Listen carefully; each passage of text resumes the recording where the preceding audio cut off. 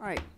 Good evening. It's now 7 p.m. and the Town Hall meeting of the Bel Air Board of Town Commissioners for March 3rd is now in session. And I'm going to call the roll. Commissioner Rutledge. Here. Commissioner Chismar. Here. Commissioner Taylor. Here. And Commissioner Chance. Here. All right. If you all please stand and join me in the Pledge of Allegiance. I pledge allegiance to the flag of the United States of America and to the republic for which it stands, one nation, under God, indivisible, with liberty and justice for all.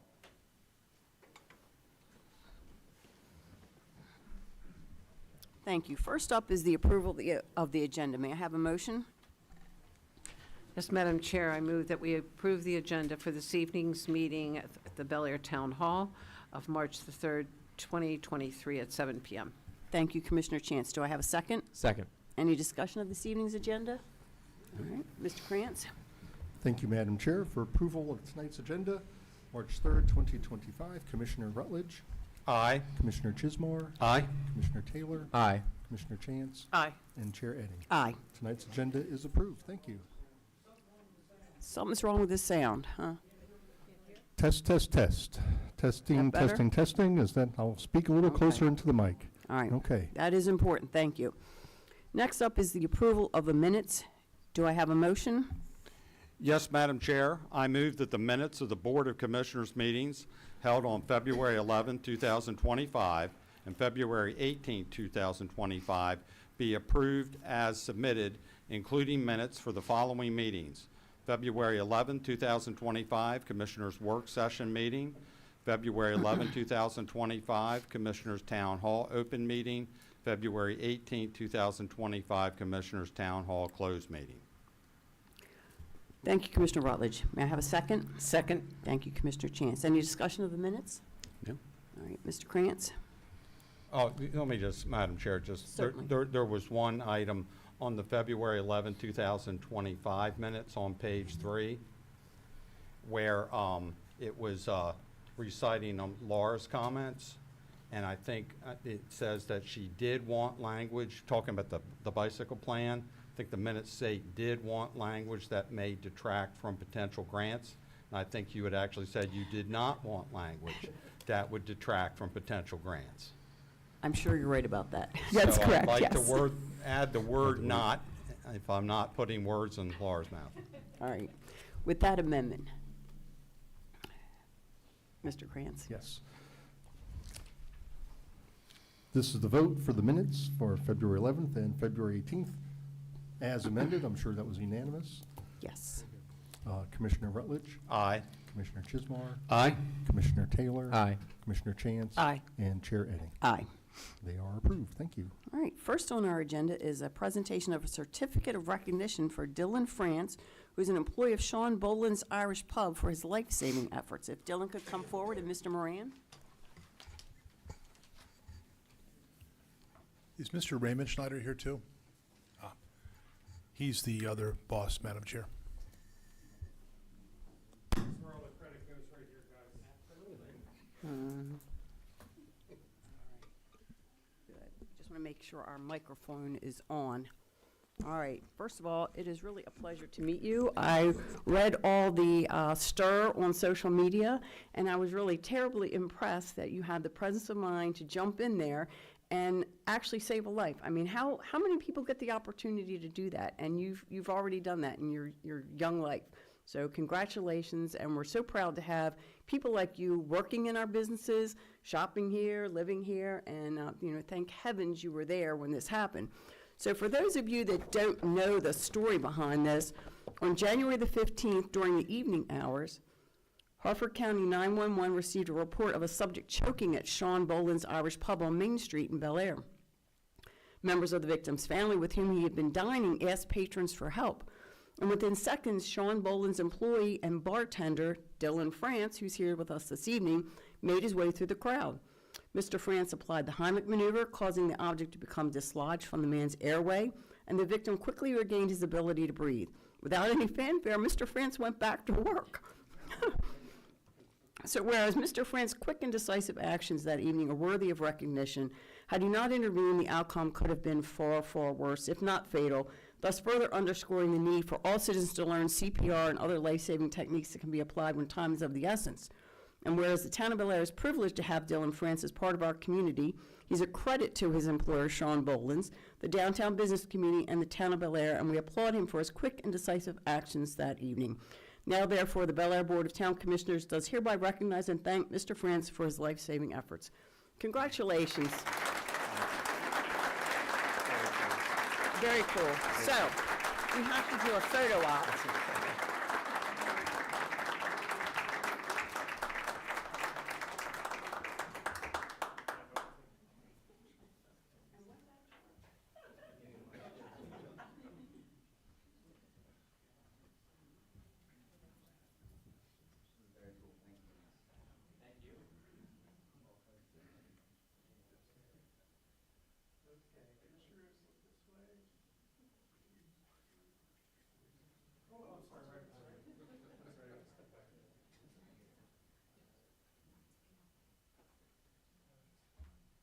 I will tell you guys, a lot of people standing around looking, and Dylan jumped right in, and I said, have you ever done that before? He goes, no, I've never done it before. You just said your instincts take over, and you just tell yourself that you know what to do, and you learned this in school, and he did it, and the guy was breathing, and, you know, thank goodness, right? A couple people tried, but just didn't have the strength or the oomph. There was only so much air left in that man's lungs. Terrifying. Dylan, you did the job. And then vanished into the crowd. It was like, look at that man. Disappears, goes back to work, right? So would you like to have any other pictures, Mr. Moran? I left my phone in the car. We'll send it to you, Mr. Moran. I get my picture taken with the hero. All right. Hello again. How are you? We only saw each other in Glanshaw that night. That's nice, young man.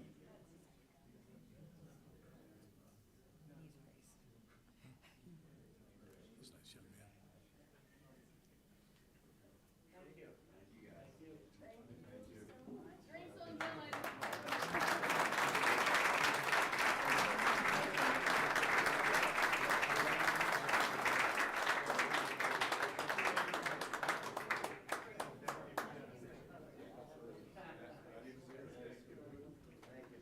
A positive event. I appreciate the compliment. Thank you. Thanks for coming out. Let's get out of here. How long, Jonathan? Thank you, Jeff. Thank you, everybody.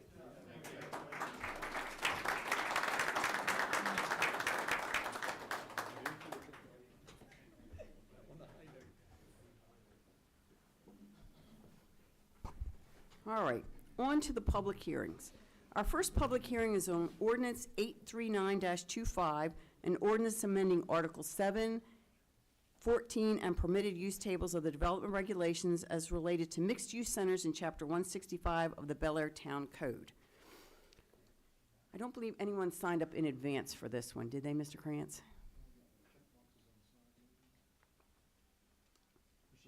Before this evening. You didn't forward with me any, and I know you always do, so. No, you had one?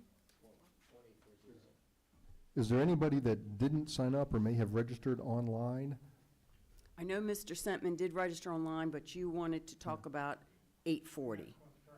Correct. Gotcha. All right, so we will start with 839-25, and the first witness that is signed up for this evening is Dr. Dick Street.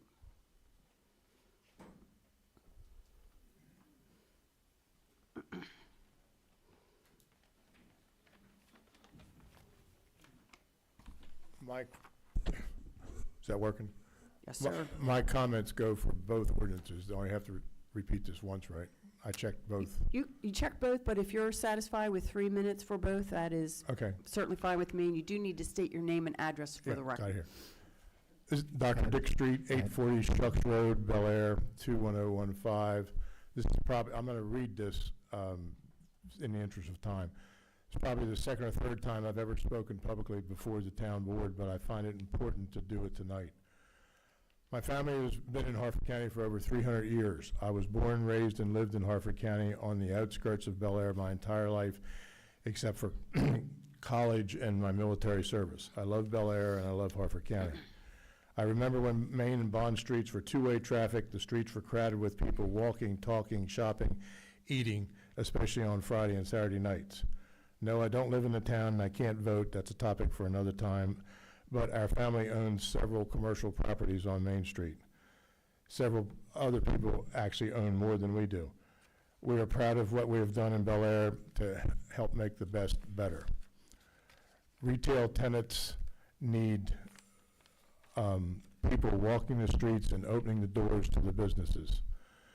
The commercial property owners, businesses, and tenants support the town activities, sponsorships, help, donations, all of which support things like the 4th of July parade, the Christmas Wonderland, the barbecue bash, pop-up shops, etc.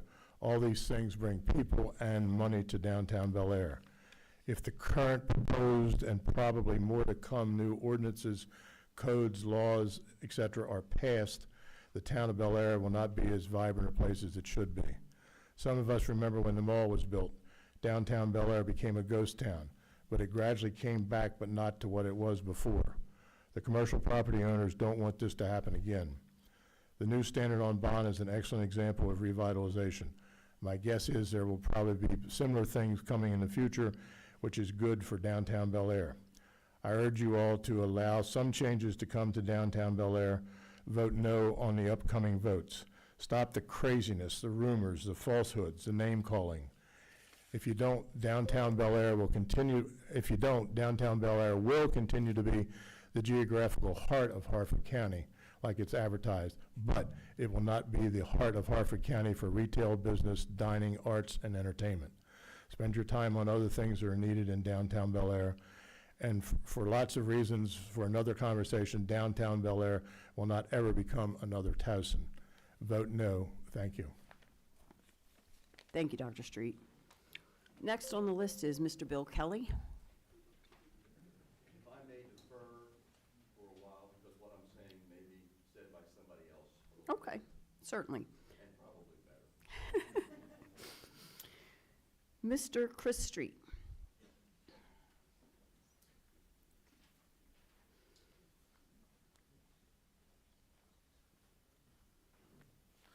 Hello? Oh, yeah, I get 5 minutes. Special. Chris Street, 118 South Main Street, 21014. Talking about the mixed use, I got 5 minutes, so I'm going to start here. As you know, I'm also chair of the Economic Community Development Commission and also a business owner on Main Street. So this is an ECDC testimony regarding Ordinance 839-25, mixed use. You each have a copy of this, I believe, as well. Perfect, thank you. There needs to be a better understanding of the reality of the impact of these decisions could have on the future of town of Bel Air. We need time to study this, and pushing this through is not prudent. With the threshold of 35%, the underlying land use designation versus a hard cap of 50, there's still a process of checks and balances with the Planning Commission's review of projects. The Planning Commission will determine whether the applicant demonstrates excellence of design, harmony of the neighborhood, consistency with the comp plan. Without a decreased threshold, projects will be rejected automatically with no further consideration or opportunity for review by the Planning Commission. A reduction to 35% versus 40% allows more flexibility for projects greater than 2 stories. What you're proposing will basically negate any kind of building mixed-use project going above 2 levels. And there's no more land that we have here in the town. You have to adapt with the times. The county has a threshold of 75%, which is permitted in mixed use regardless of the underlying zoning district. This means if Bel Air is too restrictive, these projects will locate elsewhere in the county and the town will see no tax benefit. By not allowing flexibility, the town's forgoing potential property tax revenue. For example, the standard on bond, which is approved mixed-use projects, currently the taxes with those 2 parcels is about $22,000 a year. They're anticipating the taxes to be $90,000 a year when completed. That's increased revenue for the town. With the national trend towards reducing office space, mixed-use projects will shift towards more residential in their composition to meet the demand for the housing. Bel Air would be at a distinct disadvantage with these investors if the town does not capitalize on this long-term trend and the positive momentum of being business and people-friendly. The 26 and 2022 comp plan, which is here, identified promoting mixed-use development with incentives accommodating the development code to support evening and weekend activity downtown. So you guys have this. You know, this was an illegally approved document that was approved by many different levels of the local government, and it clearly states here, to encourage consolidation of select parcels to allow for coordinated development that will provide for comprehensive planning of growth. Review the development regulations to encourage mixed-use opportunities in and around downtown area. These ordinances will negate that. One of the goals of the economic development section of the 2022 comp plan is to promote mixed use with incentives in a code to attract live, work, play opportunities for growing telework population. A goal in the housing section is to review potential incentives for mixed developments that can share parking needs. The 2023 market study identifies several areas for prime mixed-use redevelopment, referencing on the creation of a high-end and highly amenitized apartment community and recommended development of guidelines that would promote high-quality mixed-use development, redevelopment on existing sites in the commercial zone spaces along 24 and Route 1, and that the town should work closely with large commercial landowners to coordinate mixed-use development schemes. You look at the parking study. You know, the Hickory Garage, weekend AM utilization rate, 37%. Weekday PM, 39%. Weekday evening, 10%. This parking study that you guys paid for says that we don't have a parking problem. So you look at all four of these. They all say the same thing, that's promoting mixed-use development for this town to succeed and sustain itself for future generations. That's all I have to say for right now. Thanks. Thank you, Mr. Street. All right. Now, Ms. Johnson's next on the list, but you're under, you do not wish to speak to this ordinance, correct? Okay. Mr. Craig Ward.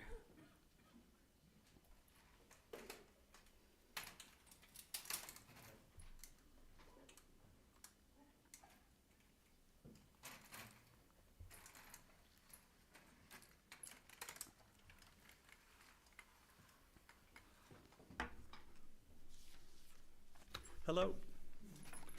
Hi, I'm Craig Ward, 310 Greenway in Bel Air, Maryland. I'm not sure if I can handle the pressure of your new clock here. I'll do my best. Oh, that, okay, thanks. Just don't look at it. So, anyway, my name's Craig Ward, and I'm here to speak on ordinances 839 and 840, and I'll just come up here once. Specifically about their applicability to the Hickory Flats project, which has all approvals in hand and is obviously under construction. First, I want to clarify my role. I sold the property that is now Hickory Flats to Mr. Shapiro and Mr. Garono, who are developers of Hickory Flats. That's been my involvement, at least professionally or personally. I have no financial stake in this project. I'm here to support Brad and Matt because I want them to succeed. I'm also here to support the vision of Bel Air's future as presented in the 2022 comp plan. The plan supports diverse and integrated growth that maintains Bel Air's fabric while recognizing the reality of change that must occur for the town to remain fiscally sound. It's clear that some of you don't care for that vision, which is your prerogative. You're the elected leaders, so if you don't like it, you have the authority to change it. In the meantime, your actions must be consistent with the plan we have. That requirement is clearly and strongly stated in both the town code and in state law. Hickory Flats was envisioned and approved consistent with the 2022 plan and the development regulations enforced at that time, not the regulations as you would like them to be. That ship has sailed on Hickory Flats. trying to retroactively apply your new ordinances to an already approved project is against the law. If you fight it, you will lose. And I say that as somebody that's been in the development business for 35 years. From a fiscal standpoint, the town of Bel Air is stagnant, with a growth rate of only 1.5%. The population of Bel Air in 2000, 25 years ago, was 10,080. In 2020, it was 10,650. That's 5.7% growth in 20 years. That is not sustainable. And then from 2020, we actually have decreased to 10,490 people, a decrease of 170 people in 3 years. Bells should be going off.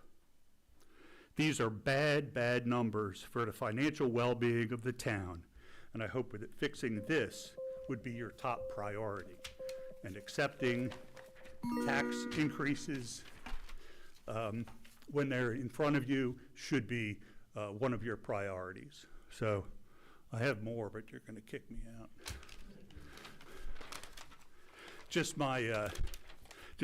I'll summarize all this in one sentence here.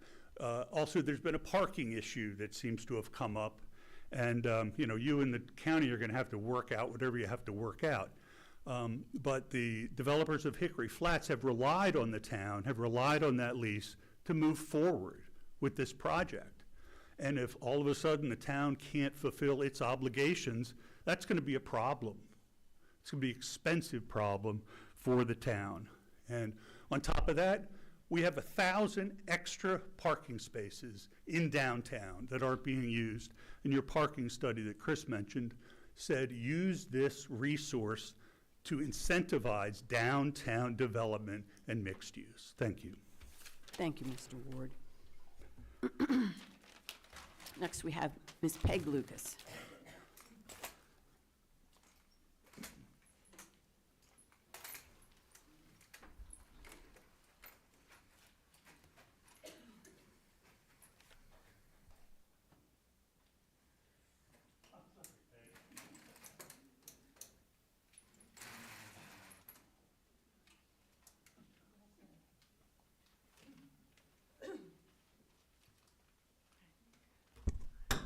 Okay, I'll try to talk in this time. Peg Lucas, 516 Robinson Street, Bel Air, Maryland. Hello again. It is apparent that several of our current commissioners are going to desperate lengths to thwart the progression of reasonable growth that is so necessary to the economic viability of the town of Bel Air. As a resident and as a taxpayer for many, many years, I have appreciated the many benefits that are associated with being a town resident. An excellent police force, the many roles of the Department of Public Works, and along with the planning department, they oversee many of the volunteer boards and committees. We have such a talented and efficient town staff. If we are to continue to have the funds to employ these vital personnel, we must remain fiscally solvent. The town has recently, within the last few years, lost even more taxable property, the basis of a large part of its revenue. As a result of the purchase by the state of Maryland and by the Harford County government, the development of Hickory Flats will add to the town's dwindling tax base. And we now have an excellent opportunity to practice smart growth. You ever hear of that? We can permit the development of a piece of property within the center of downtown Bel Air for an apartment complex, which will satisfy the desire to have a vibrant population, which will benefit from the walkability to shops, restaurants, parks, churches, schools, a library, public services, and more. What we have today is not the same town of Bel Air of which Mr. Chismar and I recall from many years ago. It is now so much more. And it is so much more because Bel Air has grown. It has survived the exodus of shops from Main Street to the first strip center on Baltimore Pike and the ever-changing development on Baltimore Pike and beyond. It has increased in size This is interesting. By incorporating adjoining properties, including farmland such as Major's Choice, where I believe Mrs. Eddings resides, it has permitted a condominium complex on land that had formerly been graced with a single-family dwelling. Wellington Woods is the condo where I believe Mr. Rutledge resides now. It is so much more because so many of the people who have joined us here in Bel Air became the new lifeblood of the community, volunteering on many of our committees, commissions, on the Downtown Bel Air Alliance, and have participated in the events that have made our town so very desirable. Rather than continuing the ever-present complaint of so much traffic passing through Bel Air, it would be prudent to welcome residents who will become part of our community. Thank you. Thank you, Ms. Lucas. Next, we have Mr. Gavin Hanley.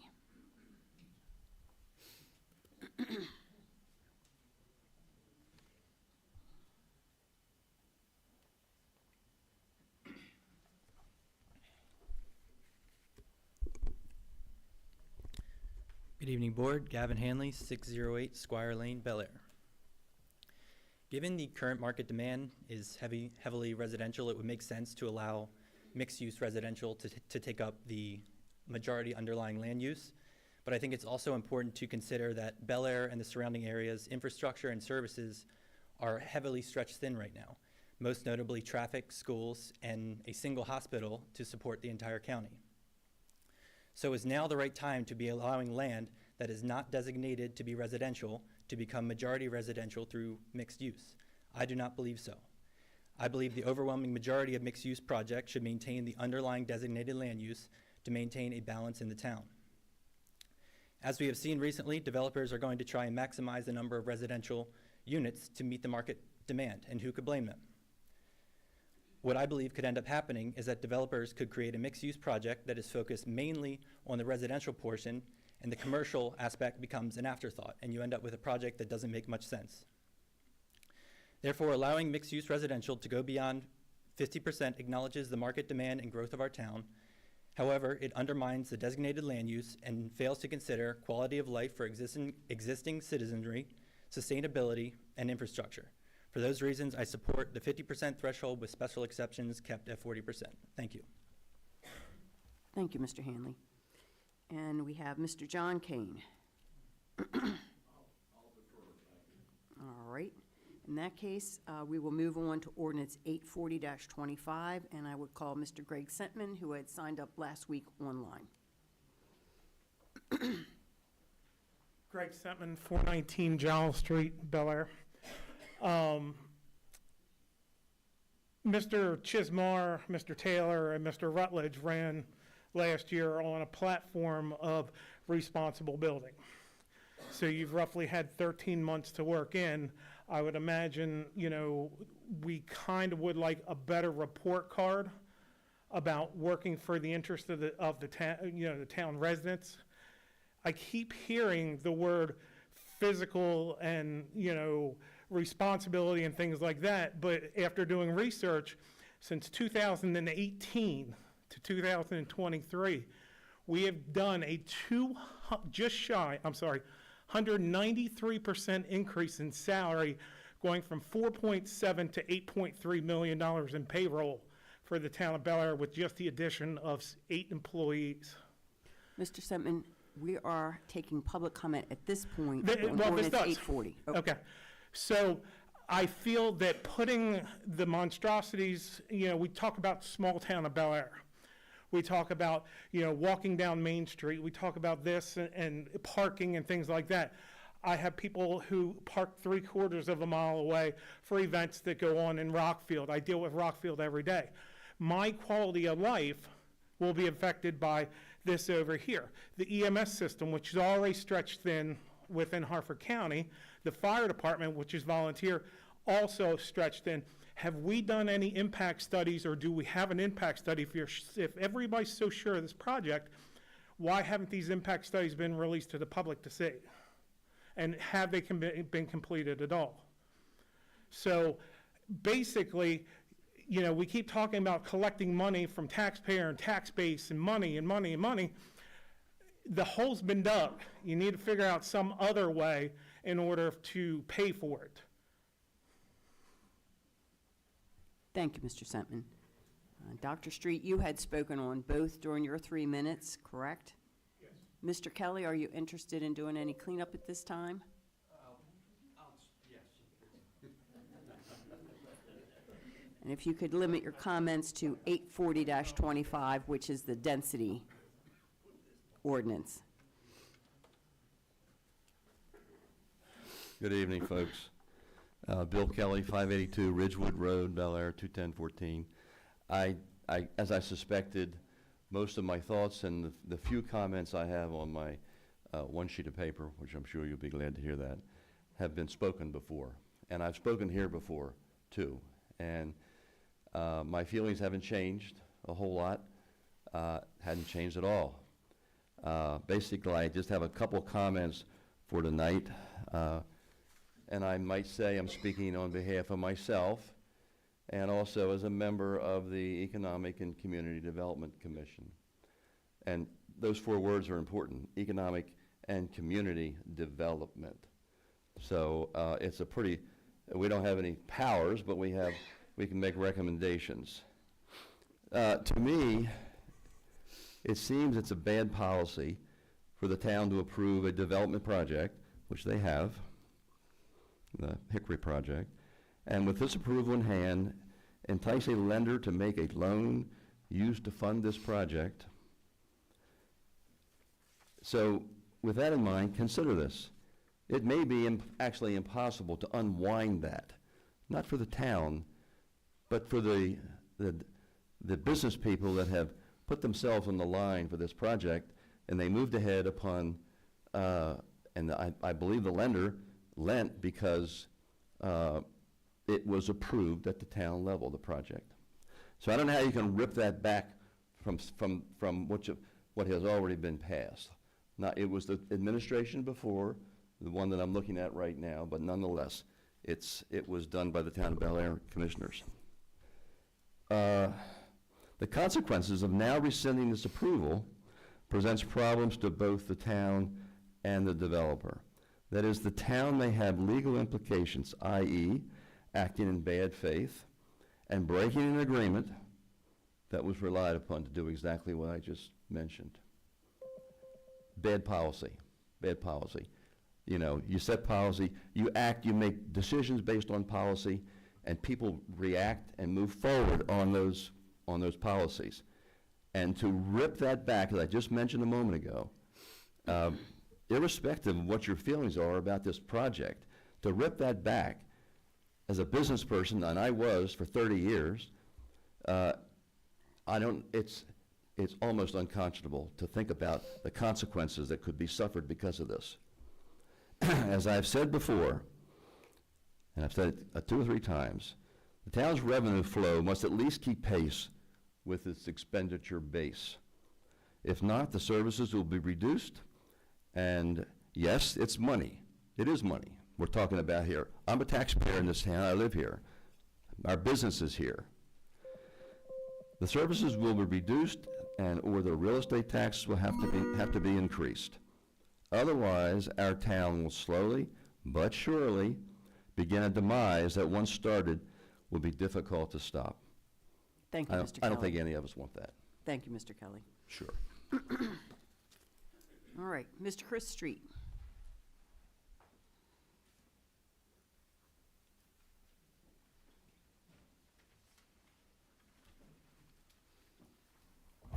I'm back. Chris Street, 118 South Main Street, 21014. So the density, ordinance 840-25.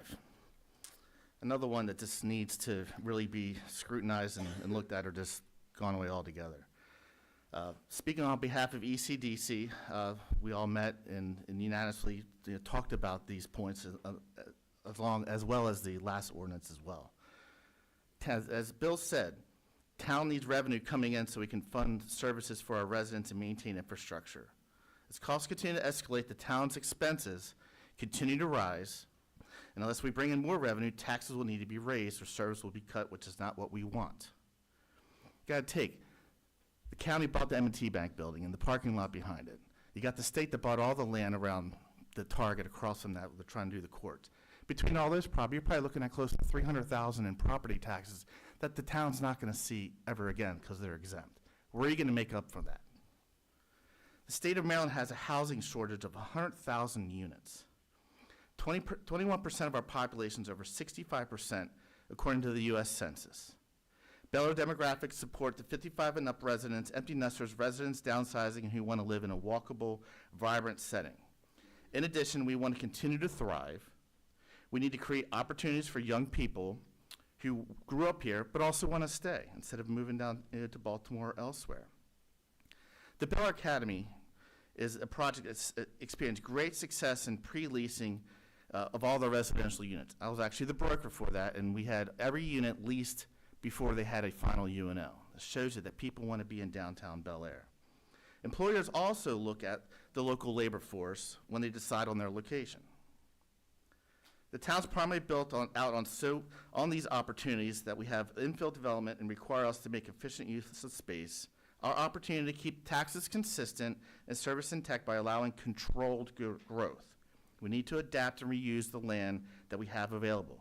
There's no more land to expand or annex. The town can balance growth while keeping small town charm. There needs to be an understanding that new development projects do not take away from that feel. There's many other towns across the country that you can see a balance of historical charm, but also 2025 mixed use infill development that sustain, readapt, and reuse. We need to keep the tax rates low, but you need the revenue to do with that. Deleting a carve-out for these projects which are already approved by the Planning Commission or already had a building permit opens the town for another costly lawsuit. The town's already paid $100,000 in a lawsuit that they lost. It should have been more in legal fees. It's public record, that's how much they spent. It opens a can of worms for another lawsuit. That money that was spent on paying for that lawsuit could have been a police officer or something else for the town services. By creating new rules, the town needs to consider whether it's violating the developer's property rights and discouraging anyone who may want to invest in our community. Changes that restrict opportunities for future investment in Bel Air may cause these investors to build outside town limits. Again, the Bel Air Academy is a great example. It brings in $37,000 a year in tax revenue. Hickory Flats, between those properties they assembled, they're paying around $55K in property taxes. Again, that includes the county, what they're getting as well. But when that project's done, it's going to be 2 to 3 times as much in tax revenue that the town can desperately use. ECDC would encourage the commissioners to look at the tax revenue the town will miss by not allowing projects like these. It basically, if you pass these ordinance, the tire lot basically becomes an undevelopable parcel. You cannot make the numbers work with what you're trying to pass, and that is the perfect spot for a mixed-use type of project, along with the Hickory Flats, Standard on Bond, the mall. The 2022 comp plan states one of the goals in economic development section is to endorse the accommodation of residential uses in the downtown area with the zoning code and building code to review for possible development hindrances. Another goal from the housing chapter is to increase the housing supply in the market because of our crazy low shortage. Encourage residential dwellings in the downtown area through support and initiatives. It also states conditions are suitable for market rent apartments, which all of these new projects that they're talking about, these are market rent rental values. The Academy, we broke leasing records as far as what rent dwellings we're getting at the time for that type of project. Standard on Bond's going to do the same thing. Hickory Flats is going to have market rent. There's been time in our past where Main Street died, just like when the mall came. The town and other organizations like the Alliance have worked hard to create a vibrant downtown, and we don't want that to disappear. The town needs residents to support the businesses who are here to create opportunities for prospective business owners. A lack of growth that caused the forward momentum for the town. Thanks. Thank you, Mr. Street. All right, Mr. Ward, you had also signed up for ordinance 840-25. Did you have anything else to add? All right. Ms. Jenny Earhart.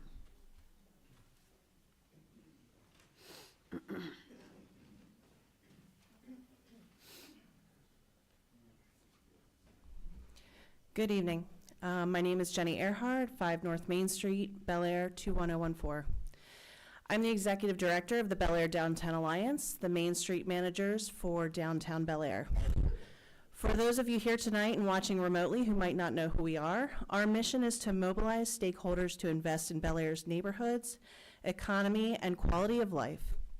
For over 20 years, the Bel Air Downtown Alliance has worked closely with the Town of Bel Air government to revitalize the downtown corridor, taking it from an underutilized Main Street to a thriving and dynamic business district. Small business owners face significant challenges, including rising costs of rent, utilities, and materials, the need to market themselves effectively, and competition with major corporations like Amazon for consumer spending. Operating a small business is no easy task. A downtown district thrives based on its residents patronizing the businesses. Those residents within walking distance of the district often become the lifeblood for those businesses.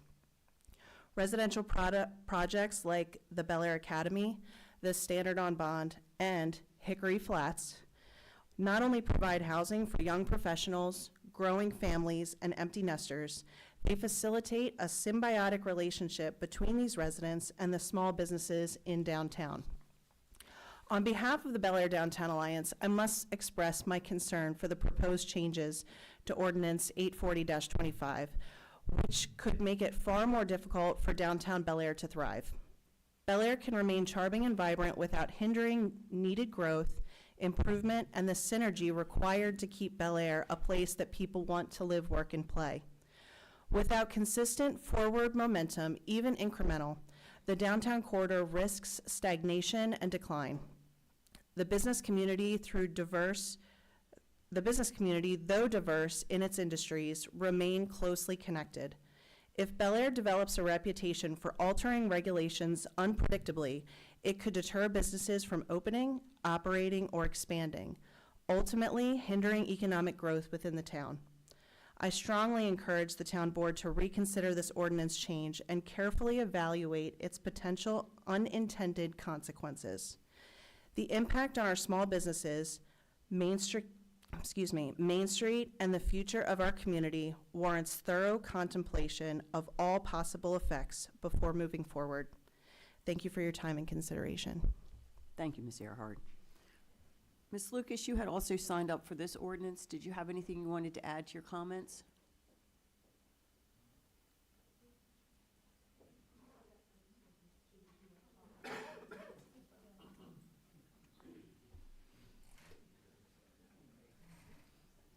All right, Ms. Lucas, so this is on ordinance 840-25, which is amending density limits. Okay. My intent was, Peg Lucas, 516 Robinson Street, Bel Air, Maryland. My original intent was to repeat what I said before, because I found it to be so important, and I wanted to make sure you knew exactly what I had on my mind. So please keep that in mind. I won't go through all 3 pages of it, but I just want to call to your attention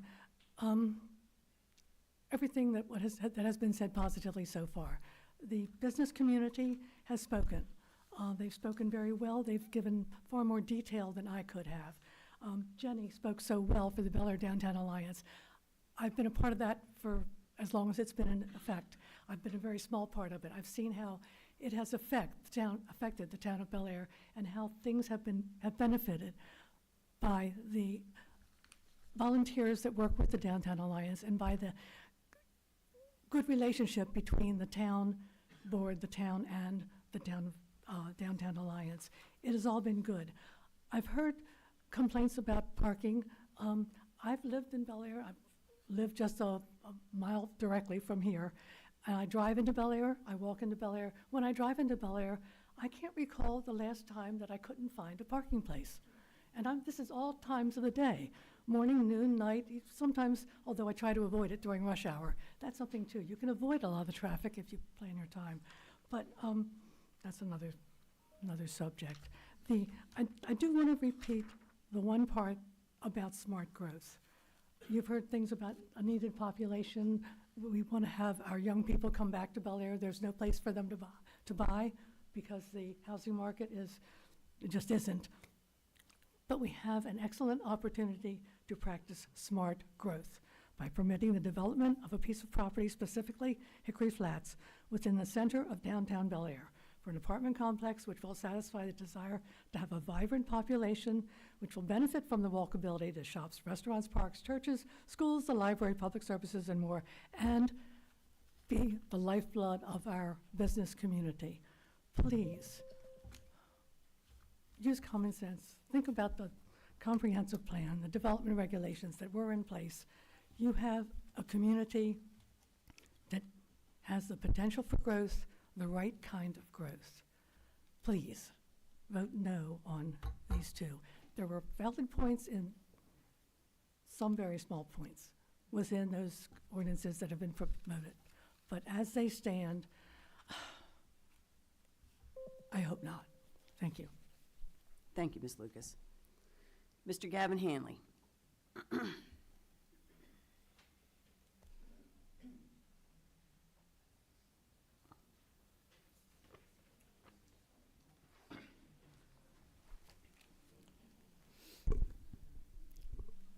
Gavin Hanley, 608 Squire Lane.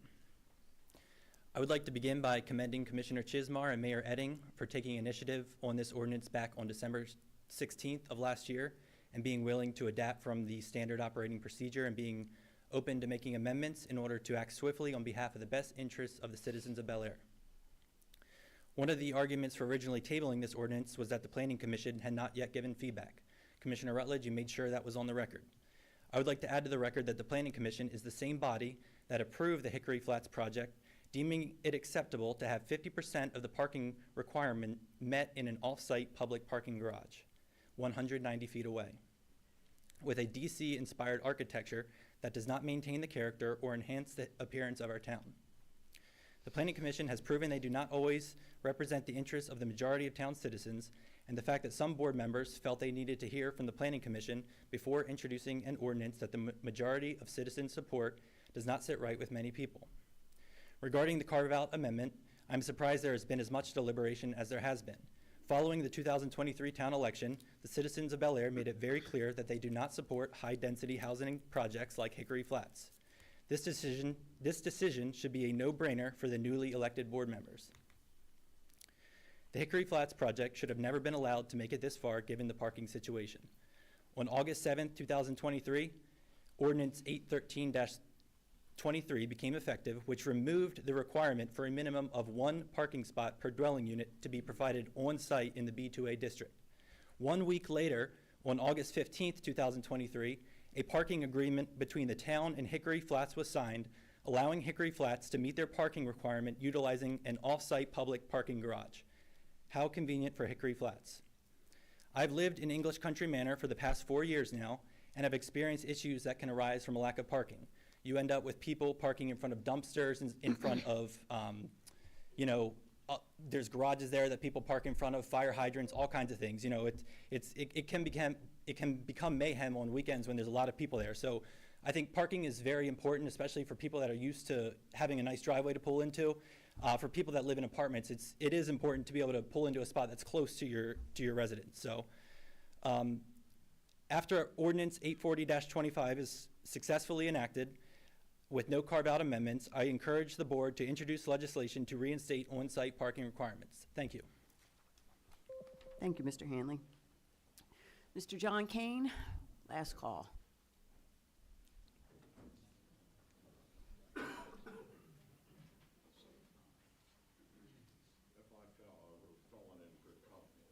Well, we're glad you didn't fall.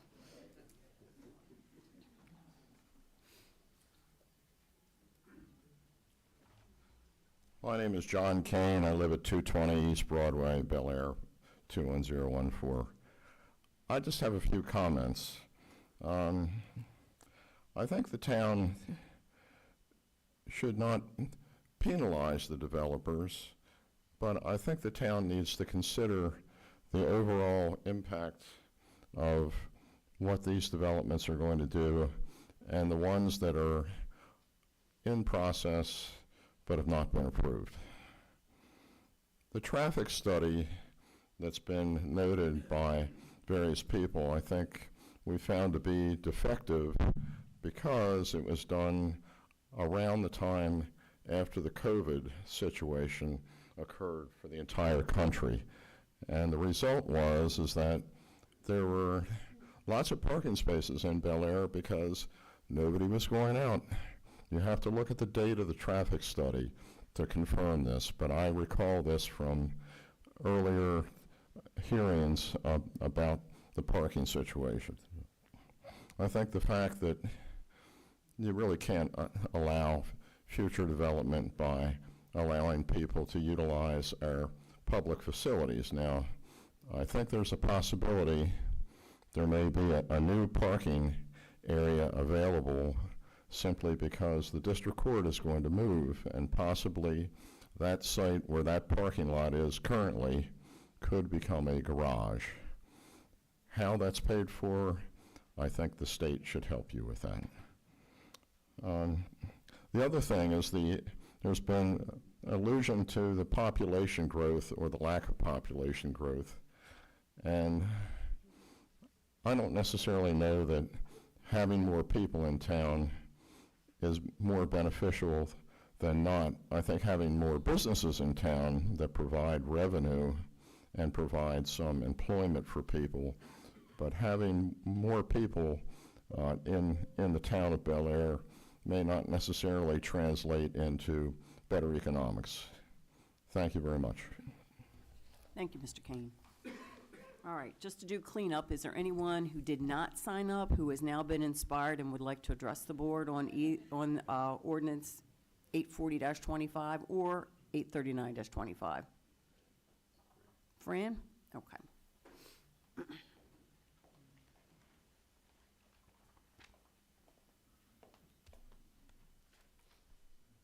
Hi, folks. Fran Johnson, 124 Archer Street. I've heard an awful lot tonight that I think we've all heard before. And the main thing that I'm hearing is that you all are rescinding an approval that was given. That's bait and switch. And that's really bad business, and it's even worse government. These approvals were given, and they were given in good faith by a planning commission, by people that had historic memory, that really knew what was going on with the town.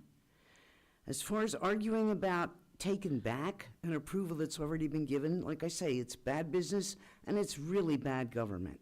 I think what I'm hearing here and what I've heard before is that a lot of this is concern about keeping Bel Air, maintaining the Mayberry atmosphere that we all think we know and love. It's impossible. Times change.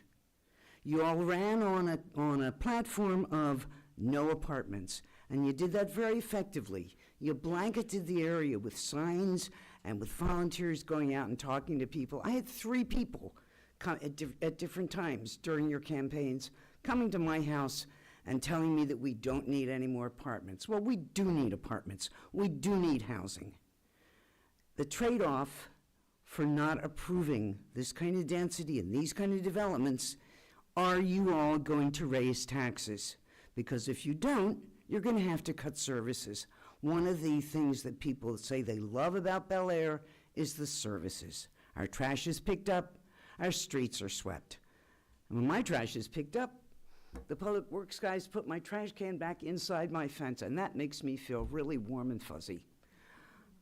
But in order to maintain that, we're not going to go backwards. We're not going to go back to the kind of warm, fuzzy downtown that you had when you were kids. We can go forward. We can still have a good mix of businesses and retail and residential. But we can't do it if we're going to do this kind of bait and switch and give an approval and then take it back. And go backwards and revisit the decisions. That's not right. And it shouldn't be done. And the trade-off, as I've said, for are you going to increase taxes this year? Budget time's coming up. You know, that's got to be taken into consideration. And I don't think that when you all were making your campaign for no apartments, no development, it sort of had a lot of flavor of not those people. It had a lot of dog whistles in it, especially the people that came around and talked to me. That's, again, not good business and not good government. And I think that you need to reconsider, and I think you need to like take this off the table for right now and look at it again and ask for more public input. Thank you. Thank you. All right. Anyone else that's been inspired to address? Yep.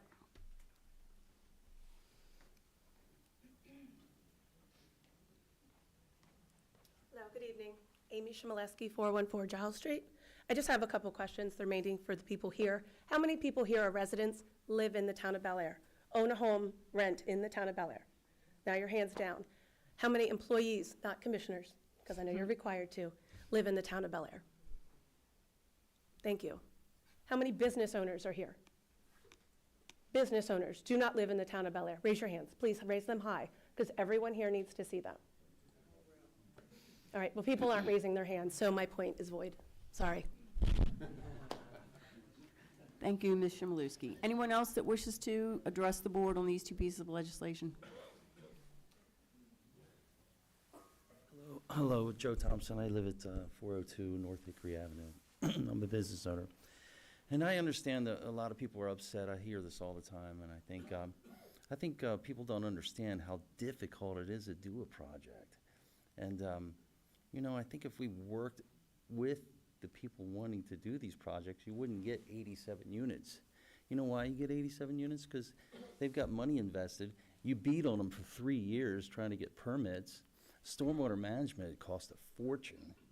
And you end up getting siding you don't like. Maybe you should negotiate with these people and you would get brick. Maybe you should negotiate and try to give them a stormwater waiver instead of beating the crap out of them with stormwater management. People don't understand how hard it is to do a project and how much time is involved. And I was here at the Planning Commission, and the mall guy was here. He's like, we're going to board this mall up. It's going to be a zombie mall. And he suggested at that meeting we do pickleball courts, and people laughed at him. And then another Planning Commission member said the presentation was looked like it was on a cocktail napkin. You can't insult somebody like that. That's incredible. I mean, these people are spending their time, they're taking risk, big risk. Do a project one time. Just, I challenge you, do a project. It's very difficult. It's time consuming. And sometimes you just want to give up. You know, you just want to give up. And so if you worked with the developers more, maybe you would get brick.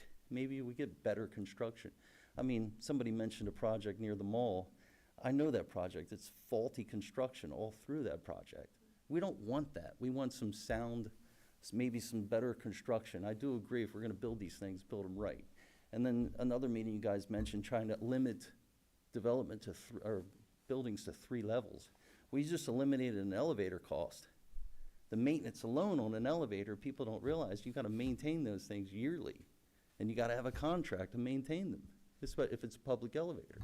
So there's a cost involved too. And if you're going to have an aging population, you need these elevators in these buildings. I don't have one in the building I built, and I have older people, and they're having trouble getting up and down the steps. And I wish I did, but I didn't have the money in the budget to do it. But if I was building multiple units, you would definitely want an elevator. So I think, you know, the next time you have a project, instead of having such an adversarial approach with the developer, make it where you work with them. Get involved with them, not just no, no, no, because you zoned it to do that.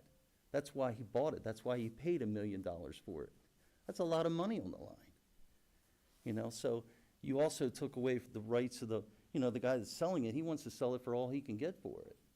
You know, so that's just the way it works. It's an ugly situation for the town. But I think if we're going to have these units, maybe we get better product, and maybe we kind of work, and I think you can work together better. To me, I think it should be better. So, thank you. Thank you, Mr. Thompson. Anyone else? Can I comment if I don't live in town? Absolutely. Colette Vanberg, 1218 You- Bennett Place. Let's wait till you get over there with the microphone, just so it picks up what you're saying. Colette Vandenberg, 1218 Bennett Place, Bel Air, Maryland, 21015. I just want to say I've worked in parking in the past, and I've watched a lot of cities have difficulty, and talk about economic development. If people cannot go into town, then that's going to cause a problem too. So just wanted to say, have forethought just moving forward in parking alone, because once you build it and you don't have anywhere to park, you're not going downtown. You don't want to live downtown. If anyone's ever lived in Canton, you can't park your car. It's horrible. And you can't go anywhere. You got to park blocks away. So that's all. Just wanted to say something about parking. Thanks. Thank you. Anyone else?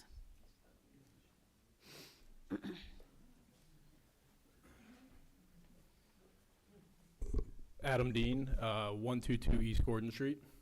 So I just wanted to come up and say that, you know, I'm not against development at all. I think that smart development is, you know, essential to the future of the town. However, you know, I think that there do need to be limits put in place, and I think that the, you know, town planning commission needs to work with developers, as previously stated, to find where those limits kind of make sense. But I do think that there are projects that are under development, such as the Hickory Flats, which go far and beyond what the location allows as required, as they needed multiple variances, the parking allowance, and, you know, the standard on bond is a fantastic example of a project where I believe the developer worked with the town and came forward with a fantastic plan, because, you know, I came to that meeting, I initially was against it. He changed my mind completely, had a fantastic presentation, and I do think that that's going to add tremendous value to the town. This project, you know, you walk by the sign that it has, the renderings, it does not look like it should be a part of Bel Air, and, you know, for Bel Air to remain on, you know, all these lists that you see, your best small town, things of that nature, you know, I don't think that's going to add to that value much at all. The existing old Bel Air High School, that building at the end of East Gordon Street, I walk by that at least once a day. Love walking by it. I think it's a great addition to the town. I think they did a fantastic job with that. And projects such as that, I think, should be what we should be attracting, rather than just jamming as many possible apartments in one location as possible. And, you know, it was stated, obviously they're doing it so that they can make money there, which, you know, who's going to invest in a project that they can't make money in? But again, maybe working with the developers to allow, you know, whether it's concessions or, you know, what have you, might be something that needs to be explored, rather than just, you know, saying that, okay, this is what you need to make money. Okay, like maybe there's some more thought that needs to go into it from both sides. But that is all. Thank you very much. Anyone else? Can I speak as a citizen?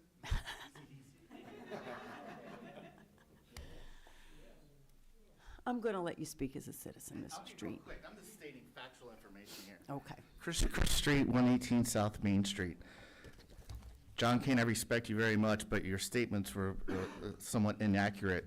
This Mead and Hunt parking study that the town paid for was done in April of '23, so basically less than 2 years ago. And its findings says, Mead and Hunt finds there's sufficient parking in downtown Bel Air with a good mix of public, semi-public, and private parking. Parking spaces are geographically distributed to parking spaces that make most destinations accessible within a 5 to 10 minute walk. That's all I wanted to say. Thanks. Thank you. 30 seconds, pretty good. All right, anyone else? All right, I just want to mention on the record that we also did get written comment from Mr. Wayne Goddard, who is opposed to both bills unless they contain a carve-out for projects that already have approvals. And we received written comment from Mr. Patrick Wallace, who urges us to, I think, consider small-town Bel Air and would be in favor of these legislative changes. And we got written comment from Heather Walls and Jeffrey and Marlene Stam, specifically on 840-25, and they are in support of that bill. So with that being said, we are now on to unfinished business. And first, we will take up ordinance 839-25, an ordinance amending Article 7, 14, and permitted use tables of the development regulations as related to mixed-use centers in Chapter 165 of the Bel Air Town Code. Do I have a motion? Yes, Madam Chair. I move that ordinance 839-25, revising Town Code, Chapter 165, Article 7, Performance Standards 14, Definitions and Attachment 1, Permitted Use Tables related to mixed-use centers, be approved by the Board of Town Commissioners. Thank you, Commissioner Chismar, and I'm going to second that motion. And at this point, I believe we have an amendment. Yes, Madam Chair. I move that ordinance 839-25 be amended as follows. In section 165-53B, 2B of ordinance 839-24, add of the proposed use and the word harmony to read harmony of the proposed use with the neighborhood. That is just more of a clarification of the wording. It adds a little strength to the words. And also amend it in section 165-53B, 2B, II of the ordinance, add the following sentence. The Planning Commission may require any public improvements be completed prior to issuance of a building or use and occupancy permit. Again, that gives the Planning Commission authority to say when any additional, when some of the enhancements for a cutout of going below 50%, it gives them more authority as to when those things should be done. Thank you, Commissioner Chismar, and thank you, Commissioner Chismar, and I'm going to second that amendment. So at this time, if there's any discussion of these amendments, I know we discussed them at a work session, and we all seem to be in agreement that those refinements were necessary and appropriate. Any further discussion of that?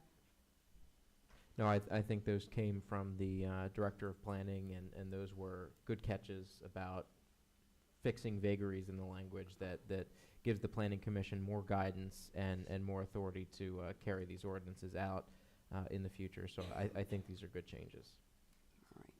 Any further discussion before we vote on the bill as amended?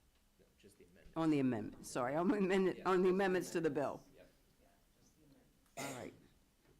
Mr. Krantz, we're ready to vote on the amendments only. This is for a vote on 2 amendments to 839-25, specifically adding the word harmony to read harmony of the proposed use with the neighborhood, and adding the following sentence.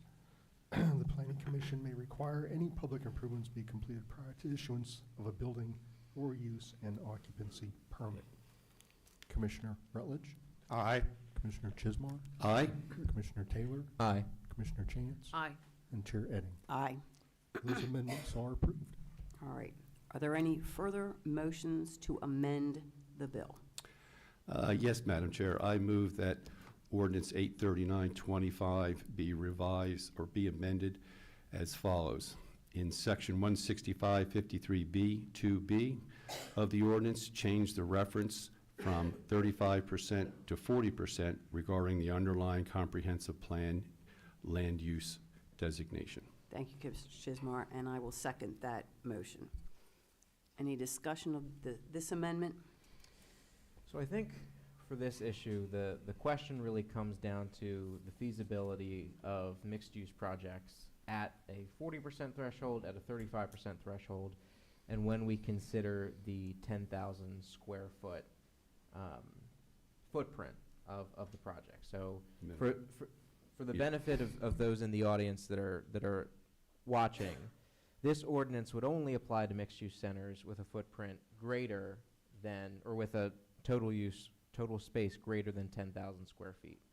And so the question before the board, I think, fundamentally, is whether or not a 35% versus a 40% is necessary for the Planning Commission, to give the Planning Commission that authority to make those projects work. And I had asked Mr. Small at the last work session, when we look at future infill redevelopment in town, what would be the options for folks looking to come to Bel Air at 35% versus 40%? And it was the opinion of Mr. Small that, and I understand you couldn't be with us here tonight, but this is why I asked at the work session, that most of the properties that would suffer or be adversely affected by the 40% versus the 35% do not meet the 10,000 square foot threshold, and therefore would be able to make their project work. Ms. Thompson, do you have anything on that? Feel free to say no if you don't, because I know you're not Mr. Small, but I know that you had been discussing this with him.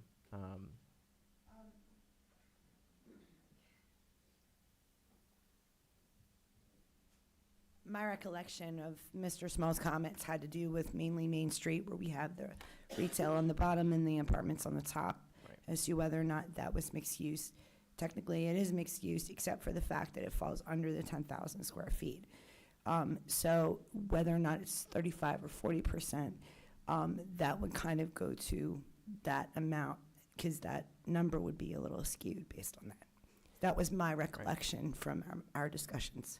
And we also discussed different architectural ways to satisfy the code, such as employing the use of terracing and other architectural ways to approach this. But I'm interested in hearing more of what my colleagues think on this 35 versus 40% issue. Commissioner Taylor, I'd like to add that I see the point, you know, about the 10,000 square foot threshold on, you know, that's the entrance ticket you have to stamp in order to apply for mixed use analysis, okay? So any project that's under 10,000 square foot cannot be considered by the Planning Commission for a mixed use project. So, but when I look at, so if we get out of the main street, I understand the Main Street when you look at the slice and dice of the smaller, you know, footprint of the building, it's probably unlikely that somebody's going to come in and do a 10,000 square foot project, considering most of the footprints are less than 2,000 square feet. And to think of doing that, probably not, who knows, but when you get off of Main Street though, my concern is that the 40% does limit the creativity. So I understand you don't want to gobble up all of your concentrated commercial zoning properties with just residential, but if the Planning Commission analyzes things at the 35% level and finds that there's special attributes of the project that really make it work, what I'm envisioning there is your first floor is going to be what is your customary kind of, you know, commercial access, and for the second, third, or, you know, fourth floors to be residential. Doesn't strike me as being something that's hazardous to the character of the town. I think that I don't think that just saying, well, it only applies to 10,000 square foot, so we can go from 35 to the 40. You know, I think that the 35% flexibility is a positive. I think it's a positive. I'm not persuaded so far in this debate to grasp a hold of the 40%. So I'd like to hear more from my fellow commissioners. Right. I mean, the one reason I thought the 40% is that because it kind of forces the developer into doing some architectural niceties to the building. If you go 1/3, 2/3, you still have a box with a 3-story building.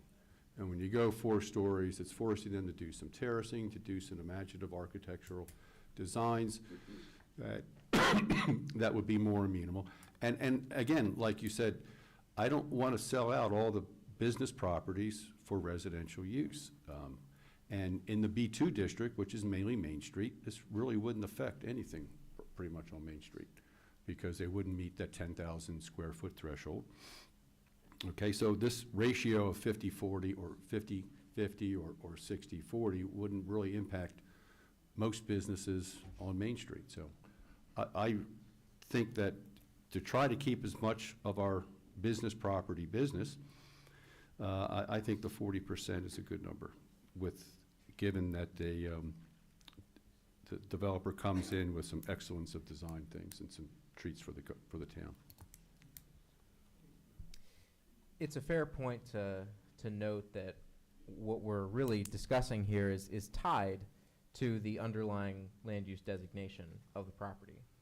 And so if it can be proven demonstrably that that underlying land use really ought to be residential as opposed to commercial, then that, I am persuaded, is a question that's better handled in the comprehensive planning process. And if someone feels as though land that's designated commercial is better serving the town as residential, there's a process for reevaluating that. I am concerned about, as Commissioner Chismar said, land that we have agreed upon as a town, best services the town for commercial purposes, becoming nearly 2/3 residential, because it's then difficult to claw back that space for commercial purposes. We as a board are tasked with not just responding to market trends as they exist now, but planning for the very long-term future of the town. And I'm not sure that if in code it is a good idea for the board to make these long-term decisions that would undercut the designation of the property. We have a process for redesignating property. That process remains untouched and unchanged. And I worry if we in code begin to weaken those land use designations, that might not be a wise move. And that is my concern. I am concerned that all of our commercial property people would love to build residential on it, but we're not much of a community if we just have houses. We need places for people to shop and people to eat, and that is the kind of community that we always have been, and we do need to retain that. I know that the mall accepted 50%, even though it was not in the statute. So I think that having 50% as a guardrail for the future is a good idea, and then there's flexibility to move down to 40% if they persuade the planning commission that that's appropriate. I do not want to see us have 35% and then face the same thing that we did with our green space, which was everybody just paid the money and moved on. Nobody really was attempting to meet the green space requirement, and we have made changes to fix that. But I'm afraid if 35% is in there, everybody's going to go with 35%. I think that's a reasonable concern, that 35% becomes the assumption as opposed to the exception to the rule. I think that as we look at the way that we plan for land use, it's important to note, it's important to take stock of what we've done in the past so that we understand where we're going for the future. And it strikes me that the way that this ordinance is designed and the way that this ordinance was initially informed, both of the major mixed-use projects fit this standard. And that in many ways was part of the understanding of, okay, what works both for economic viability but also for preserving this commercial space. As we come up against this market trend that is heavily residential, and I don't dispute that, we've got to prepare for the next decades when the market trend could be anything else. And so it is a much better idea for us to allow land use designations to be changed through that proper process than it is to pass laws which undercut the strength of those designations. And so I am persuaded largely by the fact that the examples of large-scale mixed-use projects in Bel Air, which we don't have many right now, and I think part of the purpose of this ordinance is to help encourage more, so that as we grow residentially, we're growing hand-in-hand commercially, and we keep a balance in that growth, which I think is a wise tack for the board to take. I think being instructed by the fact that the major projects that we're looking at fit this standard is helpful to me in making a decision about the threshold.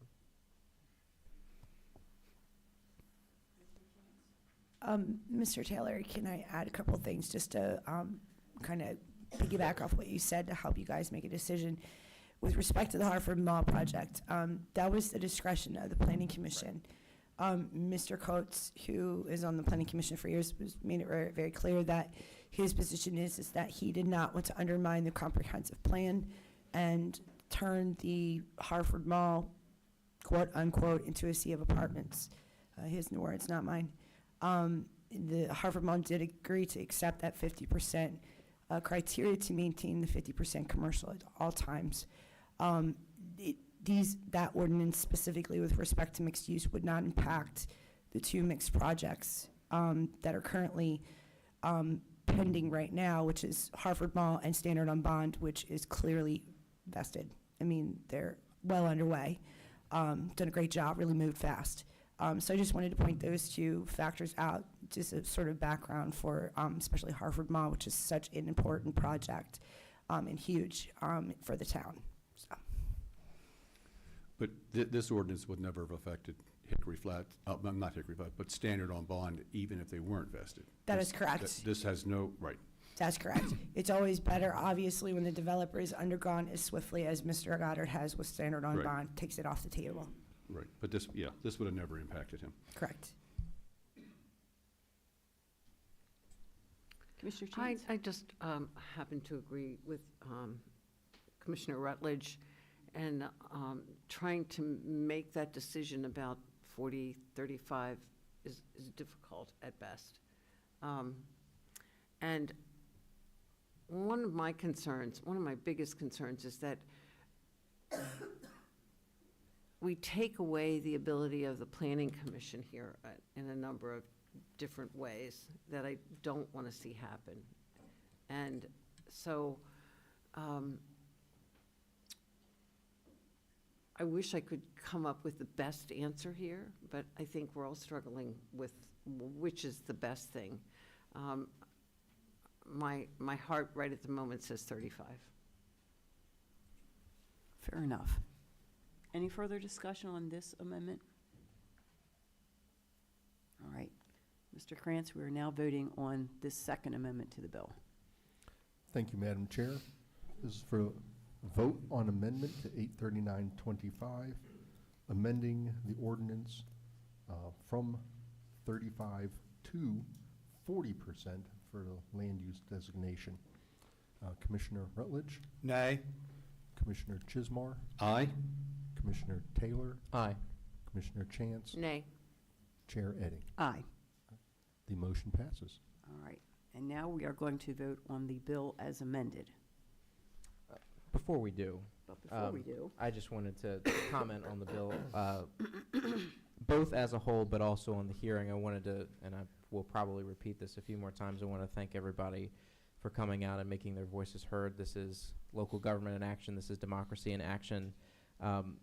I heard some assertions tonight that I agree with, that protecting mixed-use development is very important in the town of Bel Air, that in many ways mixed-use centers are going to be the wave of the future when we look at residential development, particularly in the downtown area. I view this ordinance as a manner of doing this. I view this as a tool in the toolbox of the Planning Commission to clearly define a section of the code which is not clearly defined currently, and which I have to give kudos to the Planning Commission on this particular aspect of their decision. It was with great foresight and prudence that they set a hard floor of a commercial standard for that property. I think Mr. Coates was right on the money in saying that, you know, as much as apartments can in fact bring, you know, growth and revenue, it's important to maintain the commercial character of the property, because that is one of the core commercial properties in town. And so in taking inspiration from that decision and in looking for a way that we can protect the commercial aspect of the town while understanding that there is currently a wave of residential development, but understanding that that wave may not and almost certainly is not the permanent wave, as no wave ever is permanent. I think this is a prudent decision that will protect the future of mixed use, and coupled and acting, you know, in its own right will encourage more mixed use, because there's more guidance. We all know that when you come to do a project, you'd like guidance on what's being expected, and it will give the Planning Commission more tools in their toolbox to make these really standout projects. I think We've seen some examples. I think we're going to see more examples, and that this is a good posture for the town to find itself in as we prepare for that eventuality.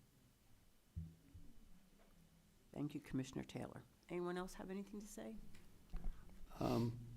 Yes, I just echo some of what Jake said, and some of the comments that were raised earlier. People seem to think that this is anti-development. People are classifying it as that. This is not anti-development. It is not stopping anything from being built. It is giving constraints on what, just like every other thing in the development handbook. You have building heights, you have setbacks, and the like, and you have permitted uses and all, and that's all this is doing, is defining something that was never defined adequately in the code today. So whether this is going to, I don't see this at all stymieing development. I think it's providing developers with a sense of what they can and cannot do, and they always want that. They want to know what they can and cannot do, and this puts parameters on that, as opposed to coming in and saying, wasting everyone's time and saying, oh, let's do 75%, and come back and get told no. They put a lot of work into doing something like that, say 75% resident, 25% commercial, but they don't have, but if the planning commission comes back and says, no, it's too much, then they've wasted a lot of effort and money on their part. So this gives the guidelines, and I think they're good guidelines, so that we can move forward. To me, the telling of this bill is that there are already two projects that would qualify under this change, even if they came in after this bill passes. So I think it is something that is reasonable, is workable, and does work financially for projects. So I think we're heading in the right direction, and we got guidance from the Planning Commission because they were the ones that suggested it for the mall. All right. Anyone else have anything to say? All right, Mr. Krantz, we are now ready to vote on the bill as amended. Thank you, Madam Chair. This is for the vote on ordinance 839-25 as amended. Commissioner Rutledge? Aye. Commissioner Chismar? Aye. Commissioner Taylor? Aye. Commissioner Chance? Nay. Chair Edding. Aye. The ordinance is approved. Thank you. Excuse my coughing. Next, we have ordinance 840-25, an ordinance amending Article 3, 10, and lot requirement tables of the development regulations as related to density limits in Chapter 165 of the Bel Air Town Code. Do I have a motion? Yes, Madam Chair. I move that ordinance 840-25, revising the Town Code, Chapter 165, Article 3, zoning districts, Article 10, accessory uses, and the table of lot requirements related to densities be approved by the Bel Air Board of Town Commissioners. Thank you, Commissioner Chismar, and I will second that motion. And then I believe we have an amendment. Yes, Madam Chair. I move that we amend ordinance 840-25 as follows. These are mainly cleanup issues in the tables. Table 165-27, R3 high-density residential district, semi-detached dwelling, maximum density allowed, or maximum density dwelling per acre should be 10. Also, table 165-32, B3 general business district, semi-detached dwelling, paragraph C, semi-detached dwelling, paragraph D, maximum density dwelling per acre should be 10. And also on table 165-32B3, I believe that should be B3. Oh, no, I'm sorry. No, B3 general business district for two-family dwelling, the minimum lot size square feet should be 10,000. In that case, it was inadvertent. It was the only item that was listed, I believe, at 8750. All the other all the other zoning districts, the lot size was at 10,000. And I'm going to second that amendment. These were Okay. cleanup problems that we saw, your sharp eyes actually picked up in a close reading in our last work session that were sort of typographical errors. They should have been corrected and did not match the other locations in the code. So Correct. we have done that. Is there any discussion of those, that particular amendment, those corrections? Like the ones on the previous ordinance, they were cleanup items, and Director Small, and Commissioner Chismar sort of agreed that that was the right way to conform the tables with each other so that they're consistent. All right. Any further discussion? In that case, Mr. Krantz, we will vote on that amendment. This is for an amendment to 840-25, which I won't repeat, as Commissioner Chismar just said. So for amending 840-25, Commissioner Rutledge? Aye. Commissioner Chismar? Aye. Commissioner Taylor? Aye. Commissioner Chance? Aye. And Chair Edding. Aye. Those amendments are approved. Thank you. Thank you, Mr. Krantz. Are there any further amendments to the bill? All right. In that case. Madam Chair, Yes. I would like to reserve on that. Okay. Discussion on the bill. I know that we have heard some comments this evening indicating that we were, rushing and not considering and hadn't discussed this enough and we're pushing this through. But to my mind, we started back right after the election with 4 bills that we were looking at. Some included density, open space, and school capacity. So we passed 2 of those bills and then laid the other ones over. In December of 2024, there was a discussion of these bills that were very similar. Those bills were tabled to get input from the Planning Commission and Economic and Community Development. So we got input for those. There was further discussion at a work session in January 14th. New bills were discussed at the work session in January 28th. They were reintroduced as 839 and 840 at our meeting on February the 3rd. There was further discussion at the work session on February the 11th, a work session on February the 25th, and now here we are at March 3rd, where we had the official public hearing, but we have had public input all along from various members of the community. So I think that we have taken plenty of input and plenty of time to be ready to actually make a decision on this bill before us as amended. There were a couple of significant changes that we made. The original bills had a density for B2, which after we looked at it kind of made no sense because of those smaller properties on Main Street where there would be 1 or 2 apartments, but the lots were so small, it gave a very high density of dwellings per unit, dwelling units per acre, because the lots were very small. So we ended up with numbers like 33 and, and higher. But generally throughout the town, the density was 20 dwelling units per acre. We took out B2 because it really made no sense, so we removed it. The original bills also had some language in there regarding townhouses. We're not interested in looking at townhouses at this point. And certainly we're not interested in discouraging anyone from building townhouses, which is the traditional first step in home ownership for young people when they go to buy something. So I think that we have made these bills much, much better. And I think it is an appropriate change because in these zoning areas, we had been dependent upon parking as sort of the brake on density. Well, we found that for Hickory Flats, the density is 57 dwelling units per acre, which is much, much higher than anywhere else in town. You just don't find anything anywhere near that high.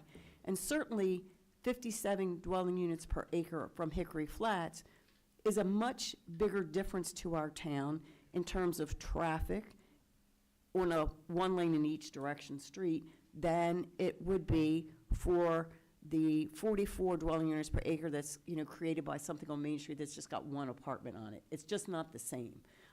So I think we have crafted a bill that takes into account the small lots on Main Street, takes into account that parking has not really been working very well in these areas as a brake on density, and for the future, we will have this enshrined in the code so that everybody knows what the limit is.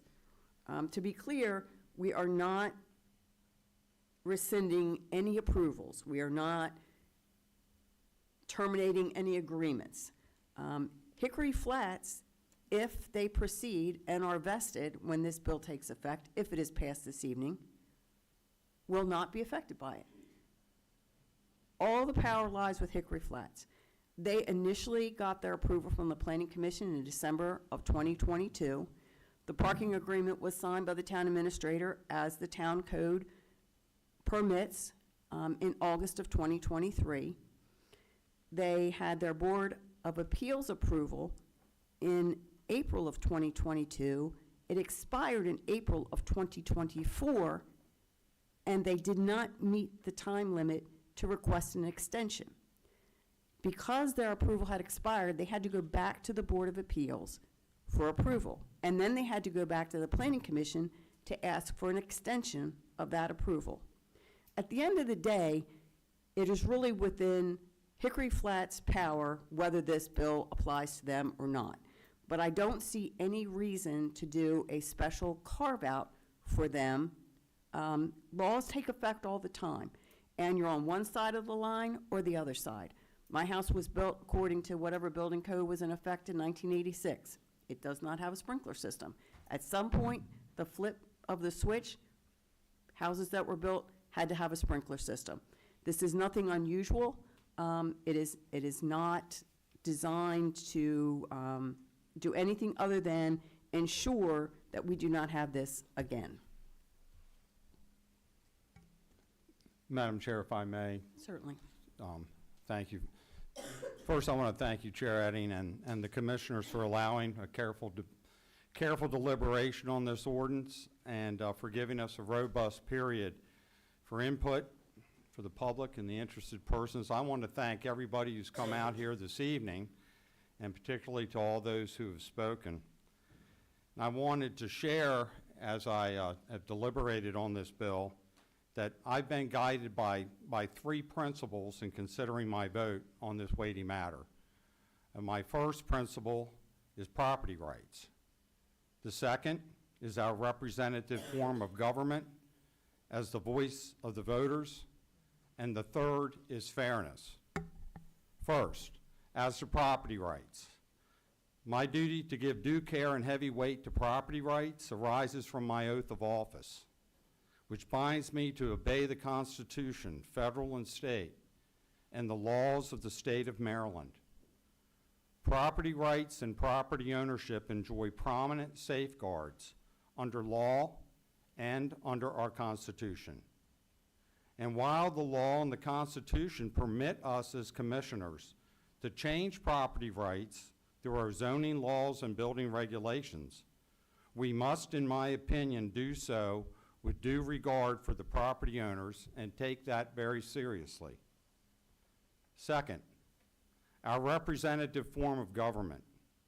The commissioners here are acting as the final voice of the voters, and that is a weighty matter indeed.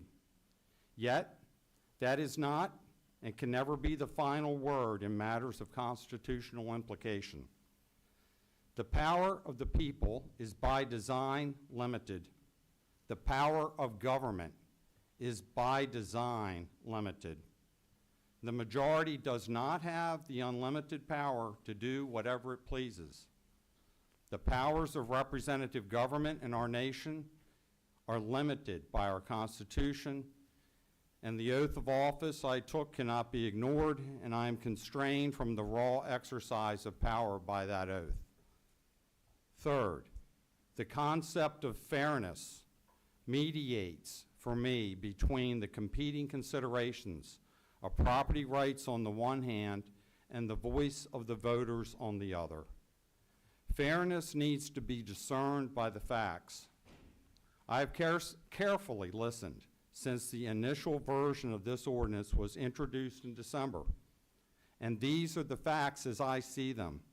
First, the policies reflected in our current zoning code are in ways vague, free-form, so to speak, and are subject to many interpretations, and thus, in my view, do not provide clear guidance on the scope of projects that may be built in our town. Second, this ordinance establishes a sound rule of law that is easily discernible and takes into account the interests of property owners, striking the right balance of providing for economic opportunity, affordable housing, and common sense respect for the residents of our town who have invested their life savings in their homes and their neighborhoods. Third, this ordinance will impact adversely the rights of property owners who have relied on a more lenient set of development rules in making their purchases of property and investing in projects that may not be available once this ordinance comes into effect.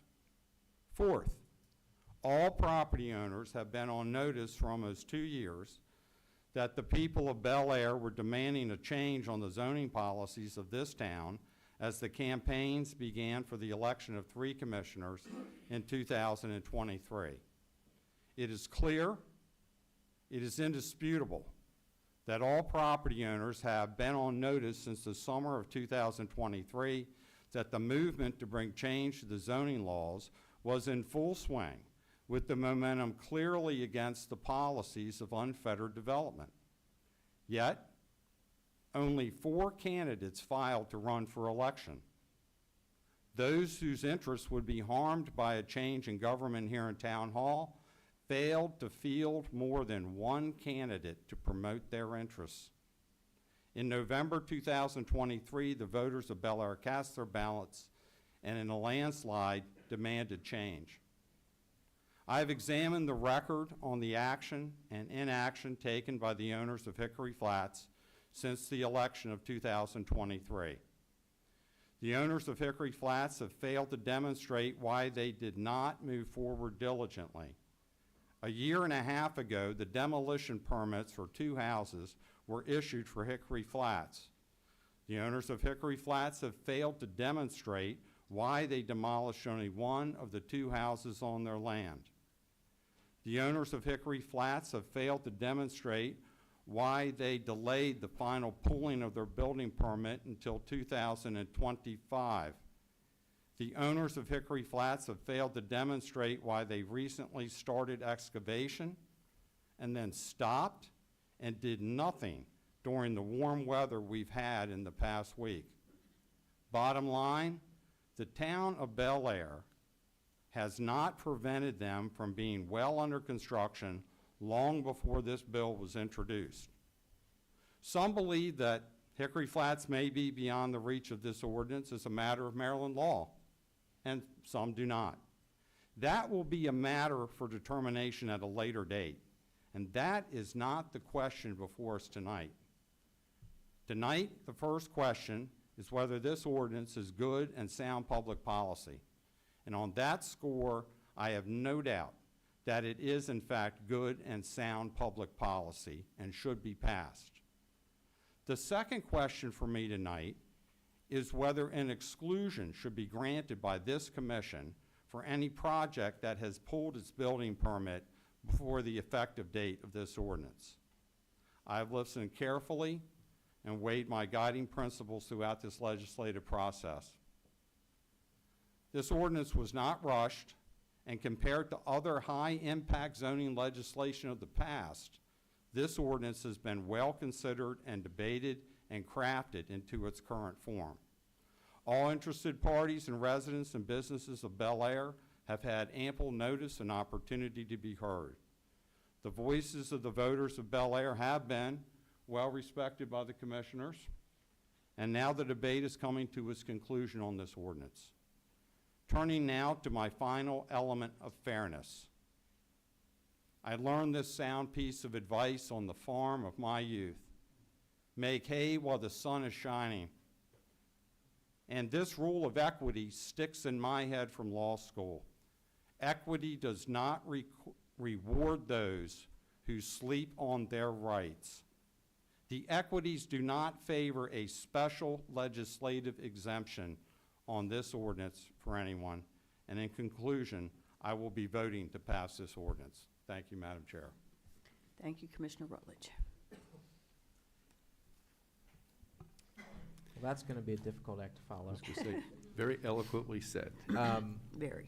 This has been a long debate and a long discussion, and we have heard from both sides, those who wish for us to pass this ordinance as it is, those who wish for us to pass this ordinance with a special legislative carve-out, and those who wish for us to fail this ordinance. And we've heard tonight from folks who have made their voices heard. We've heard over the past, as Mayor Edding said, 4, 5, 6 public meetings from those, and I have gotten dozens of electronic communications via email and other forms of citizens weighing in about how they'd like to see this ordinance treated, how they'd like to see it changed or not changed, and whether or not they'd like to see me vote for it. When I ran, I made it clear that I was responding to the will of the people. And I commend Commissioner Rutledge for his long and thoughtful deliberation on the contest between property rights and the public will. That is a contest that every elected official in a constitutional form of government that is rooted in democracy must weigh. It is very similar to the one that I've been wrestling with the past couple months. Because I'm not a lawyer, I didn't write it down, but I wanted to share with the people of Bel Air from, the wellspring of all my thought on this, where I'm going with this vote. And I've thought about a few things. I kept going back to that word, Commissioner Rutledge, fairness. And I thought about what Maryland law is, what Maryland law has been, what we have known Maryland law to be since this process got started. And we know that in Maryland, vesting is defined as a building permit in hand with clear public visibility of construction and substantial construction in good faith. As Commissioner Rutledge, you are right to note that whether or not vesting has been achieved on any project is not the question for us tonight. The question for us tonight is whether or not this ordinance is sound policy and whether or not this ordinance should include a special carve-out to say that the law does not apply to certain projects well ahead of when Maryland law says the law freezes in time. That's the question that we're considering. And so as I considered that first question about whether or not this is good public policy, I thought about a couple of things. I thought about what this change would mean for the town of Bel Air. And so I asked our staff, who has worked tirelessly and spent many hours on this piece of legislation, helping us craft it and forge it to the product that you see before you, and I asked them, this 20 dwelling unit per acre threshold, what does this look like when we compare it to the rest of the town? Will this create and encourage projects that are in concert with the character of the rest of the town? And the answer that I got was yes. The answer that I got was that just about every multifamily project in town is at that 20 dwelling unit per acre threshold or lower. There is one exception, and that's a 55 and older community that's at 22.9. So that being said, when we thought about what can happen in the B2A and B3A zones when the parking requirement can no longer be used to adequately regulate density, well, the answer is that density can balloon to almost triple what the rest of the town experiences. That is a troubling state of affairs. That would create zones that are well out of concert with the rest of town. There are varying degrees of intensity from zone to zone, B3 being the most permissive and R1 being the least. And there are gradients. But nowhere in town can you see a step down that includes a variant of 3 times, a multiplier of 3. That simply isn't a good way to plan a town. It creates incohesion in design. And so it seems to me that this 20 unit an acre threshold, which maps to our most permissive district, B3, is sound policy for B3A and B2A.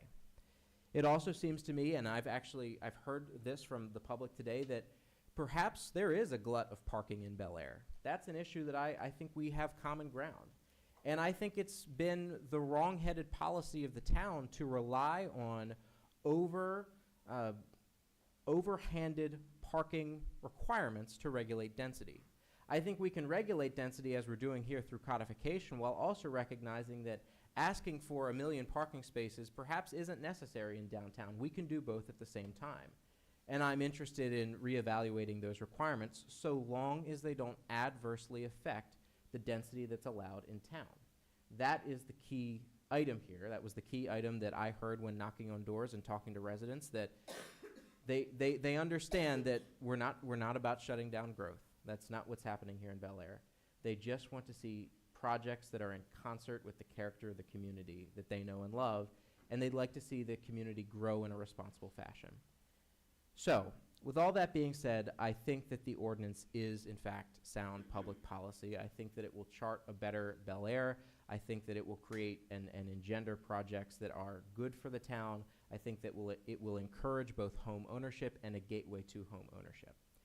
And so the final question before us is on the topic of that legislative carve-out. Whether or not we as a legislative body take the initiative to say that the law will not apply to certain people. After all of the facts that Commissioner Rutledge laid out, and I will not put the room to sleep repeating them, I have not been convinced that this law should have any other standard for application than what the precedent under Maryland law is of vesting. I've not been convinced that there are exigent or emergent circumstances that require us to go beyond the standard that applies to everyone in this state, and which has applied to everyone in this state for decades, that standard of vesting. And so for that reason, to ensure the cohesiveness of our neighborhoods and to ensure that this law is applied equitably and fairly, I could not in good conscience apply a carve-out that then says 1 or 2 or 3 or however many projects gets this special exception, but we slam the door on every other developer who comes after them. And so there may be 1, 2, or 3 outliers that truly aren't in concert with the rest of the town. This has been a difficult decision. Commissioner Rutledge, I'm right there with you on due process and property rights. This has been something that has quite literally kept me up a few nights wrestling with this decision. And that's okay, because that's our job, is to settle on sound public policy. I think we've arrived on it here, and so I want to end my comments by, again, expressing gratitude for all those who have helped us throughout this process, make this legislation better. They've expressed their concerns, they've expressed their suggestions. We've taken amendments into consideration on both this ordinance and the one that you just heard us discuss.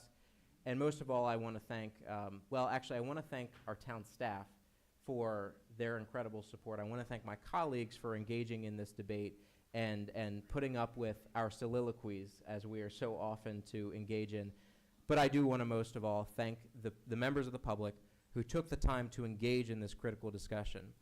No matter where you come down on this ordinance, in favor of it or against it, I do not question for a moment the good faith in which every member of the public, business owner, resident, what have you, engages in this discussion. Each member of the public that I heard from today and that I've heard from over the past months, I believe that they have what they feel is the best interest of the town in heart. And so do I. And so that's why I'm in support of this ordinance. And I once again really appreciate all of the discussion that's been had on it and all of the feedback. It's heartening to see local democracy work as well as it has these past couple months. Thank you, Commissioner Taylor. Commissioner Chance?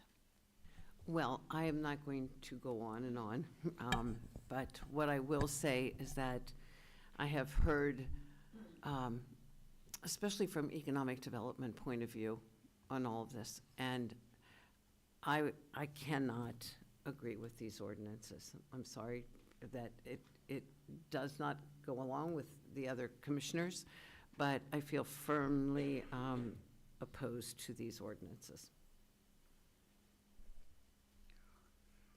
Fair enough, Commissioner Chance. All right. Well, first of all, I would like to thank everyone for coming here this evening, taking time out of your busy schedules. We really do appreciate all of the public input that we get, whether we agree with it or not. It is important to hear from all members of the community, so thank you for coming. And at this time, if there's no further discussion of this, we will vote Mr. Krantz on the amended bill.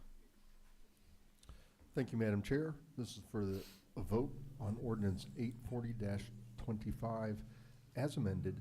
Commissioner Rutledge? Aye. Commissioner Chismar? Aye. Commissioner Taylor? Aye. Commissioner Chance? No.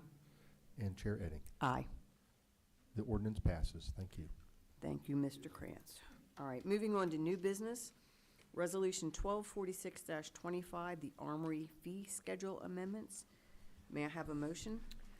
Yes, Madam Chair, I move that the resolution number 1246-25, increasing the Bel Air Armory's leasing fee schedule, individual and business hourly lease rates by $10 and changing the Wednesday before Thanksgiving rate to equal the Thursday through Sunday individual or business rate for all leases be received by the Board of Town Commissioners.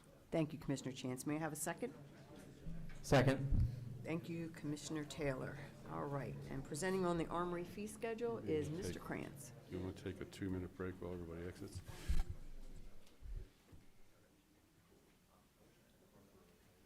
I think we're okay. Okay. Yeah. So regarding the amending the Town of Bel Air leasing fee schedule for the hourly lease rates, the Town of Bel Air Code authorizes the Board of Town Commissioners to establish fees for certain town services, publications, documents, licenses, and petitions, specifically fees in this case. The Armory leasing fees were last increased on March 7th, 2022 by resolution number 1180-22. The town staff at this time recommends that the Armory leasing rates be amended as follows. For the individual or business lease rates, an increase from Monday through Thursday from $75 to $85, and an increase on the prices for Thursday through Sunday from $150 to $160, as well as a particular single day, an increase of the Wednesday before Thanksgiving, which is a very popular rental date, that the hourly rate, which includes a 6-hour minimum, it's always been that way, to $160 for all leasees, regardless of your status. So town staff recommends receipt of Resolution 1246-25, and a public hearing will be held on Monday, March 17th, here at the next town hall meeting. Thank you, Mr. Krantz. Anyone have any questions for Mr. Krantz? I know we discussed this at our work session. No? All right, Mr. Krantz, we're ready for that vote. Thank you, Madam Chair. For receipt of Resolution 1246-25, Commissioner Rutledge. Aye. Commissioner Chismar. Aye. Commissioner Taylor. Aye. Commissioner Chance. Aye. And Chair Edding. Aye. The Resolution 1246-25 is received, and we'll have a public hearing on the 17th. Thank you. Thank you so much. Next is Resolution 1247-25, the Bicycle and Pedestrian Plan. May I have a motion? Yes, Madam Chair. I move that Resolution 1247-25, accepting the 2025 Bicycle and Pedestrian Plan, be approved by the Bel Air Board of Town Commissioners. Thank you, Commissioner Rutledge. Do I have a second? Second. Thank you, Commissioner Taylor. And this would be Laura. Yes, I'm sorry. I know I've already kind of discussed everything at the other meetings. Basically, you know, the backgrounds that the town of Bel Air updated its comprehensive plan in 2022, and one of the transportation goals was to update the 2013 bicycle and pedestrian plan. And so this plan is an expansion upon that, because Bel Air envisions itself as a community that provides a safe and efficient network for people of all abilities to be able to effectively move in and around the town. And the 2025 plan will help the town build upon the already extensive pedestrian system and improve its bicycling network, as well as assisting the county with improving mass transit.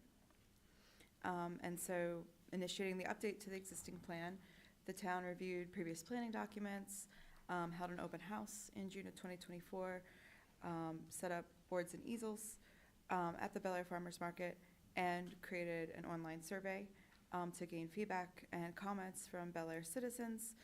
And this feedback showed the types of development, infrastructure, safety, and awareness improvements that were desired by residents. And then the objectives outlined in the plan are organized into an action item list based on this feedback. And this is a working document that will help expand the pedestrian bicycle opportunities in the town over the next decade. Well, thank you for all the hard work that went into that planning. I'm sure we're going to enjoy biking around town as soon as the weather gets just a little bit better. Yes, thank you. I would just like to personally commend you for all your flexibility and willingness to work with the board to create a document that we're all feeling very good about. And I think that this is an excellent plan and reflects really the concerns of folks who want to be able to walk in downtown Bel Air and ride their bike for various purposes, recreational purposes, travel purposes.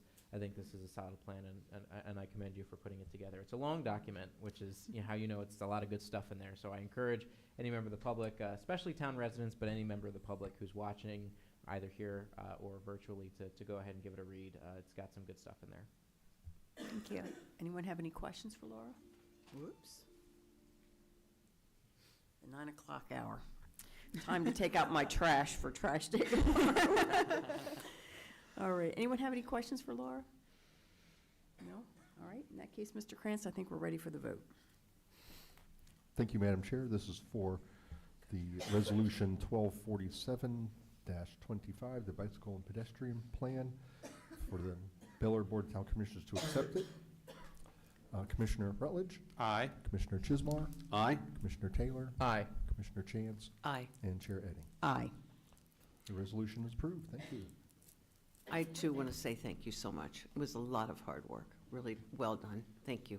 Thank you so much. All right. On to public announcements. The celebration of the 250th anniversary of the signing of the Bush Declaration in March of 1775, when 34 Harford Countyans expressed their support for American independence at the risk of our lives and fortunes, kicks off on Sunday, March the 9th with the free Life in Harford County in 1775 event at the Hayes House here in Bel Air. During this free event, which begins at 1 p.m., visitors can learn about what daily life was like in 1775 as the movement for independence from the British Crown grew. The anniversary celebration continues the weekend of March the 21st through the 23rd. On Friday, March 21st, meet descendants of the signers of the Declaration at the Liriodendron Mansion at 502 West Gordon Street in Bel Air from 5 to 8 p.m. Tickets are $55 per person and can be purchased online at the Historical Society of the Harford County's Bush Declaration webpage. Tickets are on sale through March the 7th. The anniversary of the signing of the Bush Declaration will be Saturday, March 22nd from 9:30 a.m. to 11 a.m. in the Bel Air Armory. A reenactor portraying the first man to sign the document, Colonel Aquila Hall, will do a dramatic reading of the Declaration. Visitors also can enjoy patriotic music and learn more about the Bush Declaration.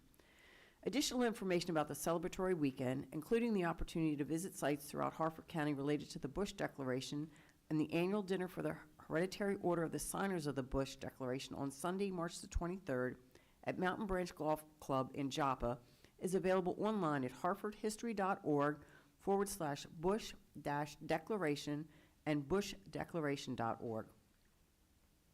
The Susquehanna Symphony Orchestra will perform its The Gift of Melody, Darkness and Light concert on Sunday, March 9th at 3 p.m. at Bel Air High School. Doors open at 2:30 p.m. Tickets can be purchased in advance online for $20 per person or $25 at the box office the day of the show. Children ages 10 and younger are admitted free, but their tickets should be reserved in advance. Visit ssorchestra.org for more information. The Appearance and Beautification Committee will meet at 7 p.m. on Monday, March 10th in Bel Air Town Hall. The Tree Committee will meet at 4:30 p.m. Wednesday, March 12th in the Bel Air Planning Department at 705 East Churchill Road. The Economic and Community Development Commission will meet at 5 p.m. Thursday, March 13th in the second floor conference room of the Bel Air Armory. The Planning Commission will meet at 6 p.m. Thursday, March the 13th in Town Hall. And the Board of Town Commissioners will hold a work session at 5:15 Tuesday, March the 11th in Town Hall, and the next Town Hall meeting will be Monday, March the 17th at 7 p.m. Did I miss anything? Okay. In that case, we are now taking public comment, and you can comment on anything. It doesn't have to be anything that was on this evening's agenda. Anybody wish to make a public comment at this time? No? Okay. In that case, Commissioners' comments, and I'm going to start because I wanted to let everyone know that House Bill 1255, which is the Historic Preservation Appeal Process change, is now scheduled for a hearing on March the 11th at 1 p.m. before the Environment and Transportation Committee. I will be attending, and should anybody from Historic Pres want to send a letter, written testimony is accepted. They can testify via Zoom or whatever they use at the legislative body, or they can come in person to Annapolis. So just want to make everybody aware that that is happening, and I will be attending. Do you know if you'll be on the sponsor panel for the bill? I have volunteered for that with Delegate McComas, but I haven't heard from Okay. her. I'll maybe tag her again. She was kind of busy the last few days. Well, I think all 188 members of the General Assembly I are busy. think that's true, yes, and I but think that's I a will. good idea. I think I will tag her assistant as well. And Absolutely. Yeah, it'll be beneficial to have someone from the town on the sponsor panel there initially to answer questions about, just why this bill is important. So that's a good idea. it's really sort of a non-controversial bill to give us locally the ability to have appeals go to the Board of Appeals rather than directly to Circuit Court. I think Circuit Court would be happy to have that, and I know the Historic Preservation Commission would. It's just faster and easier. So hopefully it'll go through with no problems. It gives everybody the option. They don't have to do it. On a more, I guess, a more serious note, now that we've come out from the other end of a very raucous public debate on some very important pieces of legislation, I wanted to thank everyone who's engaged in this debate respectfully and civilly and shared their view with the town board, their elected representatives, with their neighbors, and have done so in a calm manner and an informative manner. Oftentimes, tempers can get pretty high when we're dealing about the future of the place that we live, and that's only natural that we care so deeply about the future of our community. And believe me, I understand that feeling myself. I hope I've got another 70 years here. So I care uniquely about not just the ability of young people to live in Bel Air, but the ability for families to stay here and grow here. And so I want to thank everyone who engaged in this civilly. We, of course, in Bel Air, we know that there's not any room for any sort of, attempts at violence or intimidation. And the way that this public hearing was conducted, I think, is a testament to the civil nature in which we can have these discussions.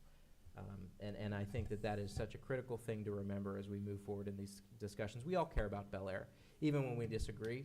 That's because those disagreements are coming from a place of care.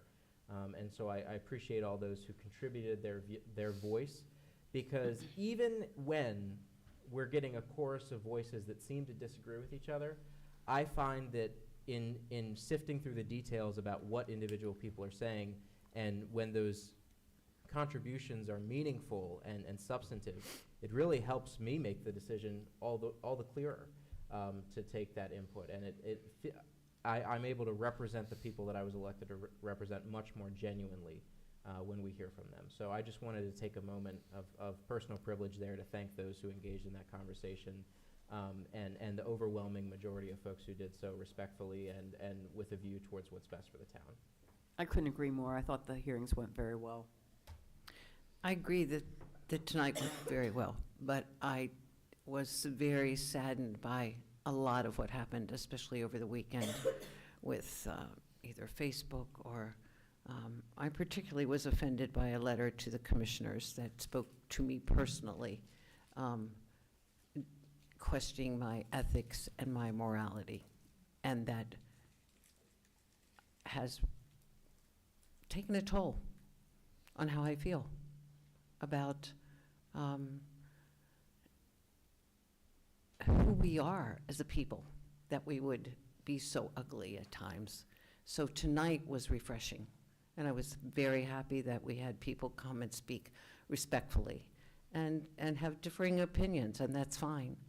But I really pray, and when I mean say pray, that we, as people here in this town, can do better than be ugly. So congratulations to all of you who came this evening. I appreciate your attendance and respectfulness. Thank you. All right. Any additional comments from Yes, anyone? Madam Chair, if I could just let the commissioners know, I'd handed out the Environment and Transportation Committee's guidelines for testimony to each one of the members of the Historic Preservation Commission at our meeting last week. And if I could just ask for a point of consideration, to ask maybe Laura to do something for me on that point. Could you just send an email out to them, tell them the date change? Because I had printed off the hearing date and time as part of the package I handed out last Thursday night. Absolutely, I can do that. What time? It is March the 11th at 1 PM. At 1 At p.m. Environment and Transportation, and the change was due to the speaker's, the death of the speaker's son. So Right. there's services this week, so it got changed. Yeah, no, I just wanted to, thank, Steve, your department, for doing a bang-up job during the snow and the ice, and I'm hoping I'm not jinxing us, or some big March, storm of like, so we definitely came in like a lion with the wind whipping around, but your department does a fabulous job, and as we finish up the winter season, I wanted to particularly thank, DPW for your hard work. The guys, they're great, and just really on top of everything to get us through the winter season, and I want to say I am strangely looking forward to budget season. Because yes, I am, and we'll certainly hear a lot more about what's going on with the state and the state budget. I don't know. We'll get some follow-up down the road here, but I also saw that sign with the old Walgreens location being Correct. for sale. Correct. I saw And that so it too. looks like if the state had an option on that, in somebody's opinion, they've waived it and they're going to sell it to somebody else, which is good news for us. I would love to have it stay on the tax rolls for Wouldn't sure. it be great if they just came to their senses in Annapolis and they said, you know what, we don't need to move the district courthouse, I won't And hold if my breath, but I would too. Yeah, right. I mean, they've got budgetary problems. They could resell those properties they bought. They could keep the district court downtown. I mean, I'm just expressing my hope and wish, wishing to a star on that. But it's, the state's facing very serious budget crisis, and, this would be an opportunity for them to reconsider such I think, a misguided decision to pull our district courthouse, out of downtown Bel Air and stick it over, on the edge of town, right across from the, these other busy intersections. From your lips to the governor's ears. I agree 100%. I don't understand throwing away a building entirely to start with, and the whole property that it's on. Yeah, so I just don't get it. I'm hopeful over the next 6 months to 9 months, whatever, that we can get more information about what's happening there. Jake, if you hear anything down there when you're with Senator Gallion, any of the word on, any kind of feedback we can get on inside scoop, on what they're really doing there would be good, because if they are going to absolutely stick to their guns, then maybe having some kind of a trajectory on when that would happen and what kind of policy decisions the town would be making. I mean, Mr. Kane mentioned earlier about potentiality of, that could be a location for a parking garage. I'm sure that if we, did a thing like the bike plan and put up, what would be your top 5 wishes of what this would turn into if the building wasn't there, there would be lots of great ideas coming up.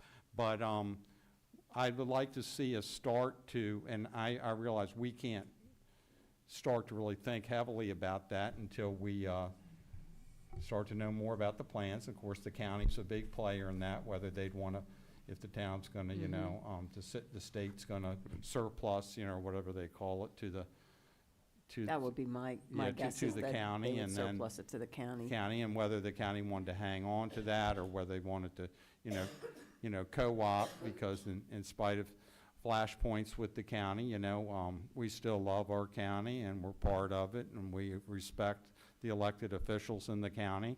And if we can find common ground to work on these things, that'd be fabulous. But just wanted to mention that. Thank everybody for your patience tonight, the staff, everybody for coming out, and for our the fine Bel Air Police Department. And thank you very much for your services, and everything you do to keep us safe Absolutely.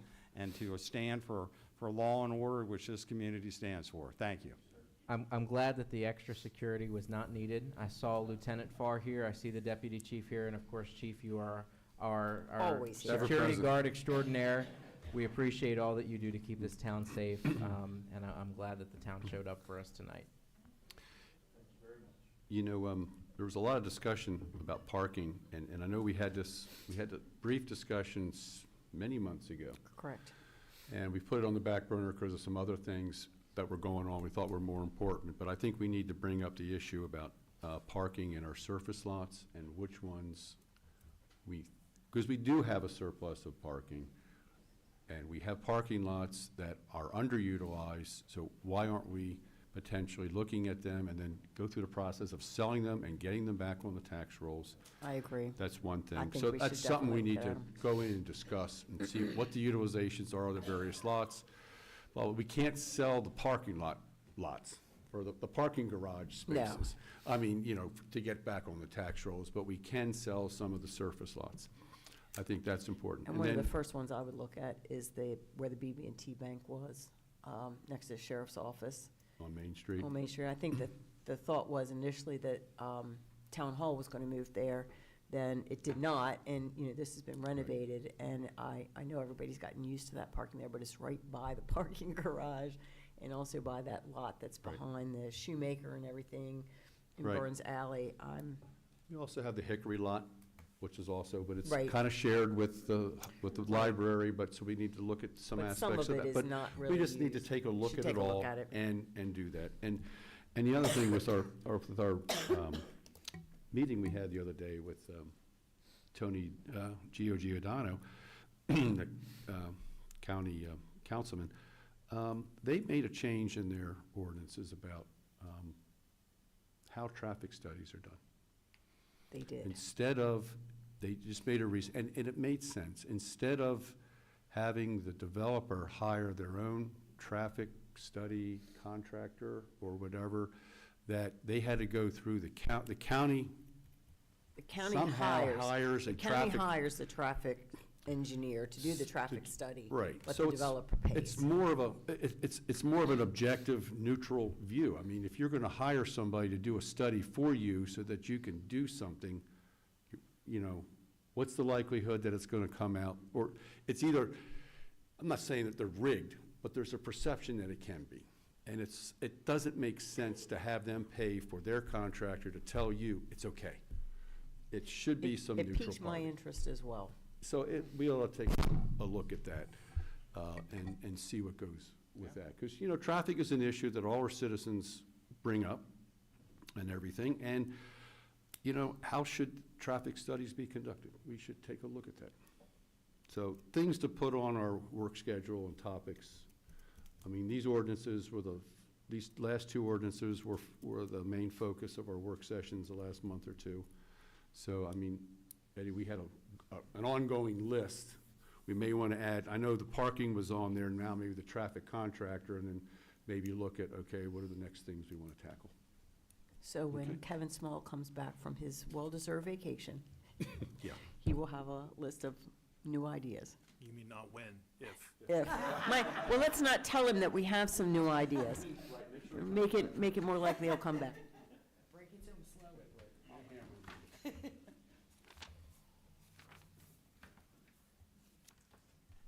Any further comments?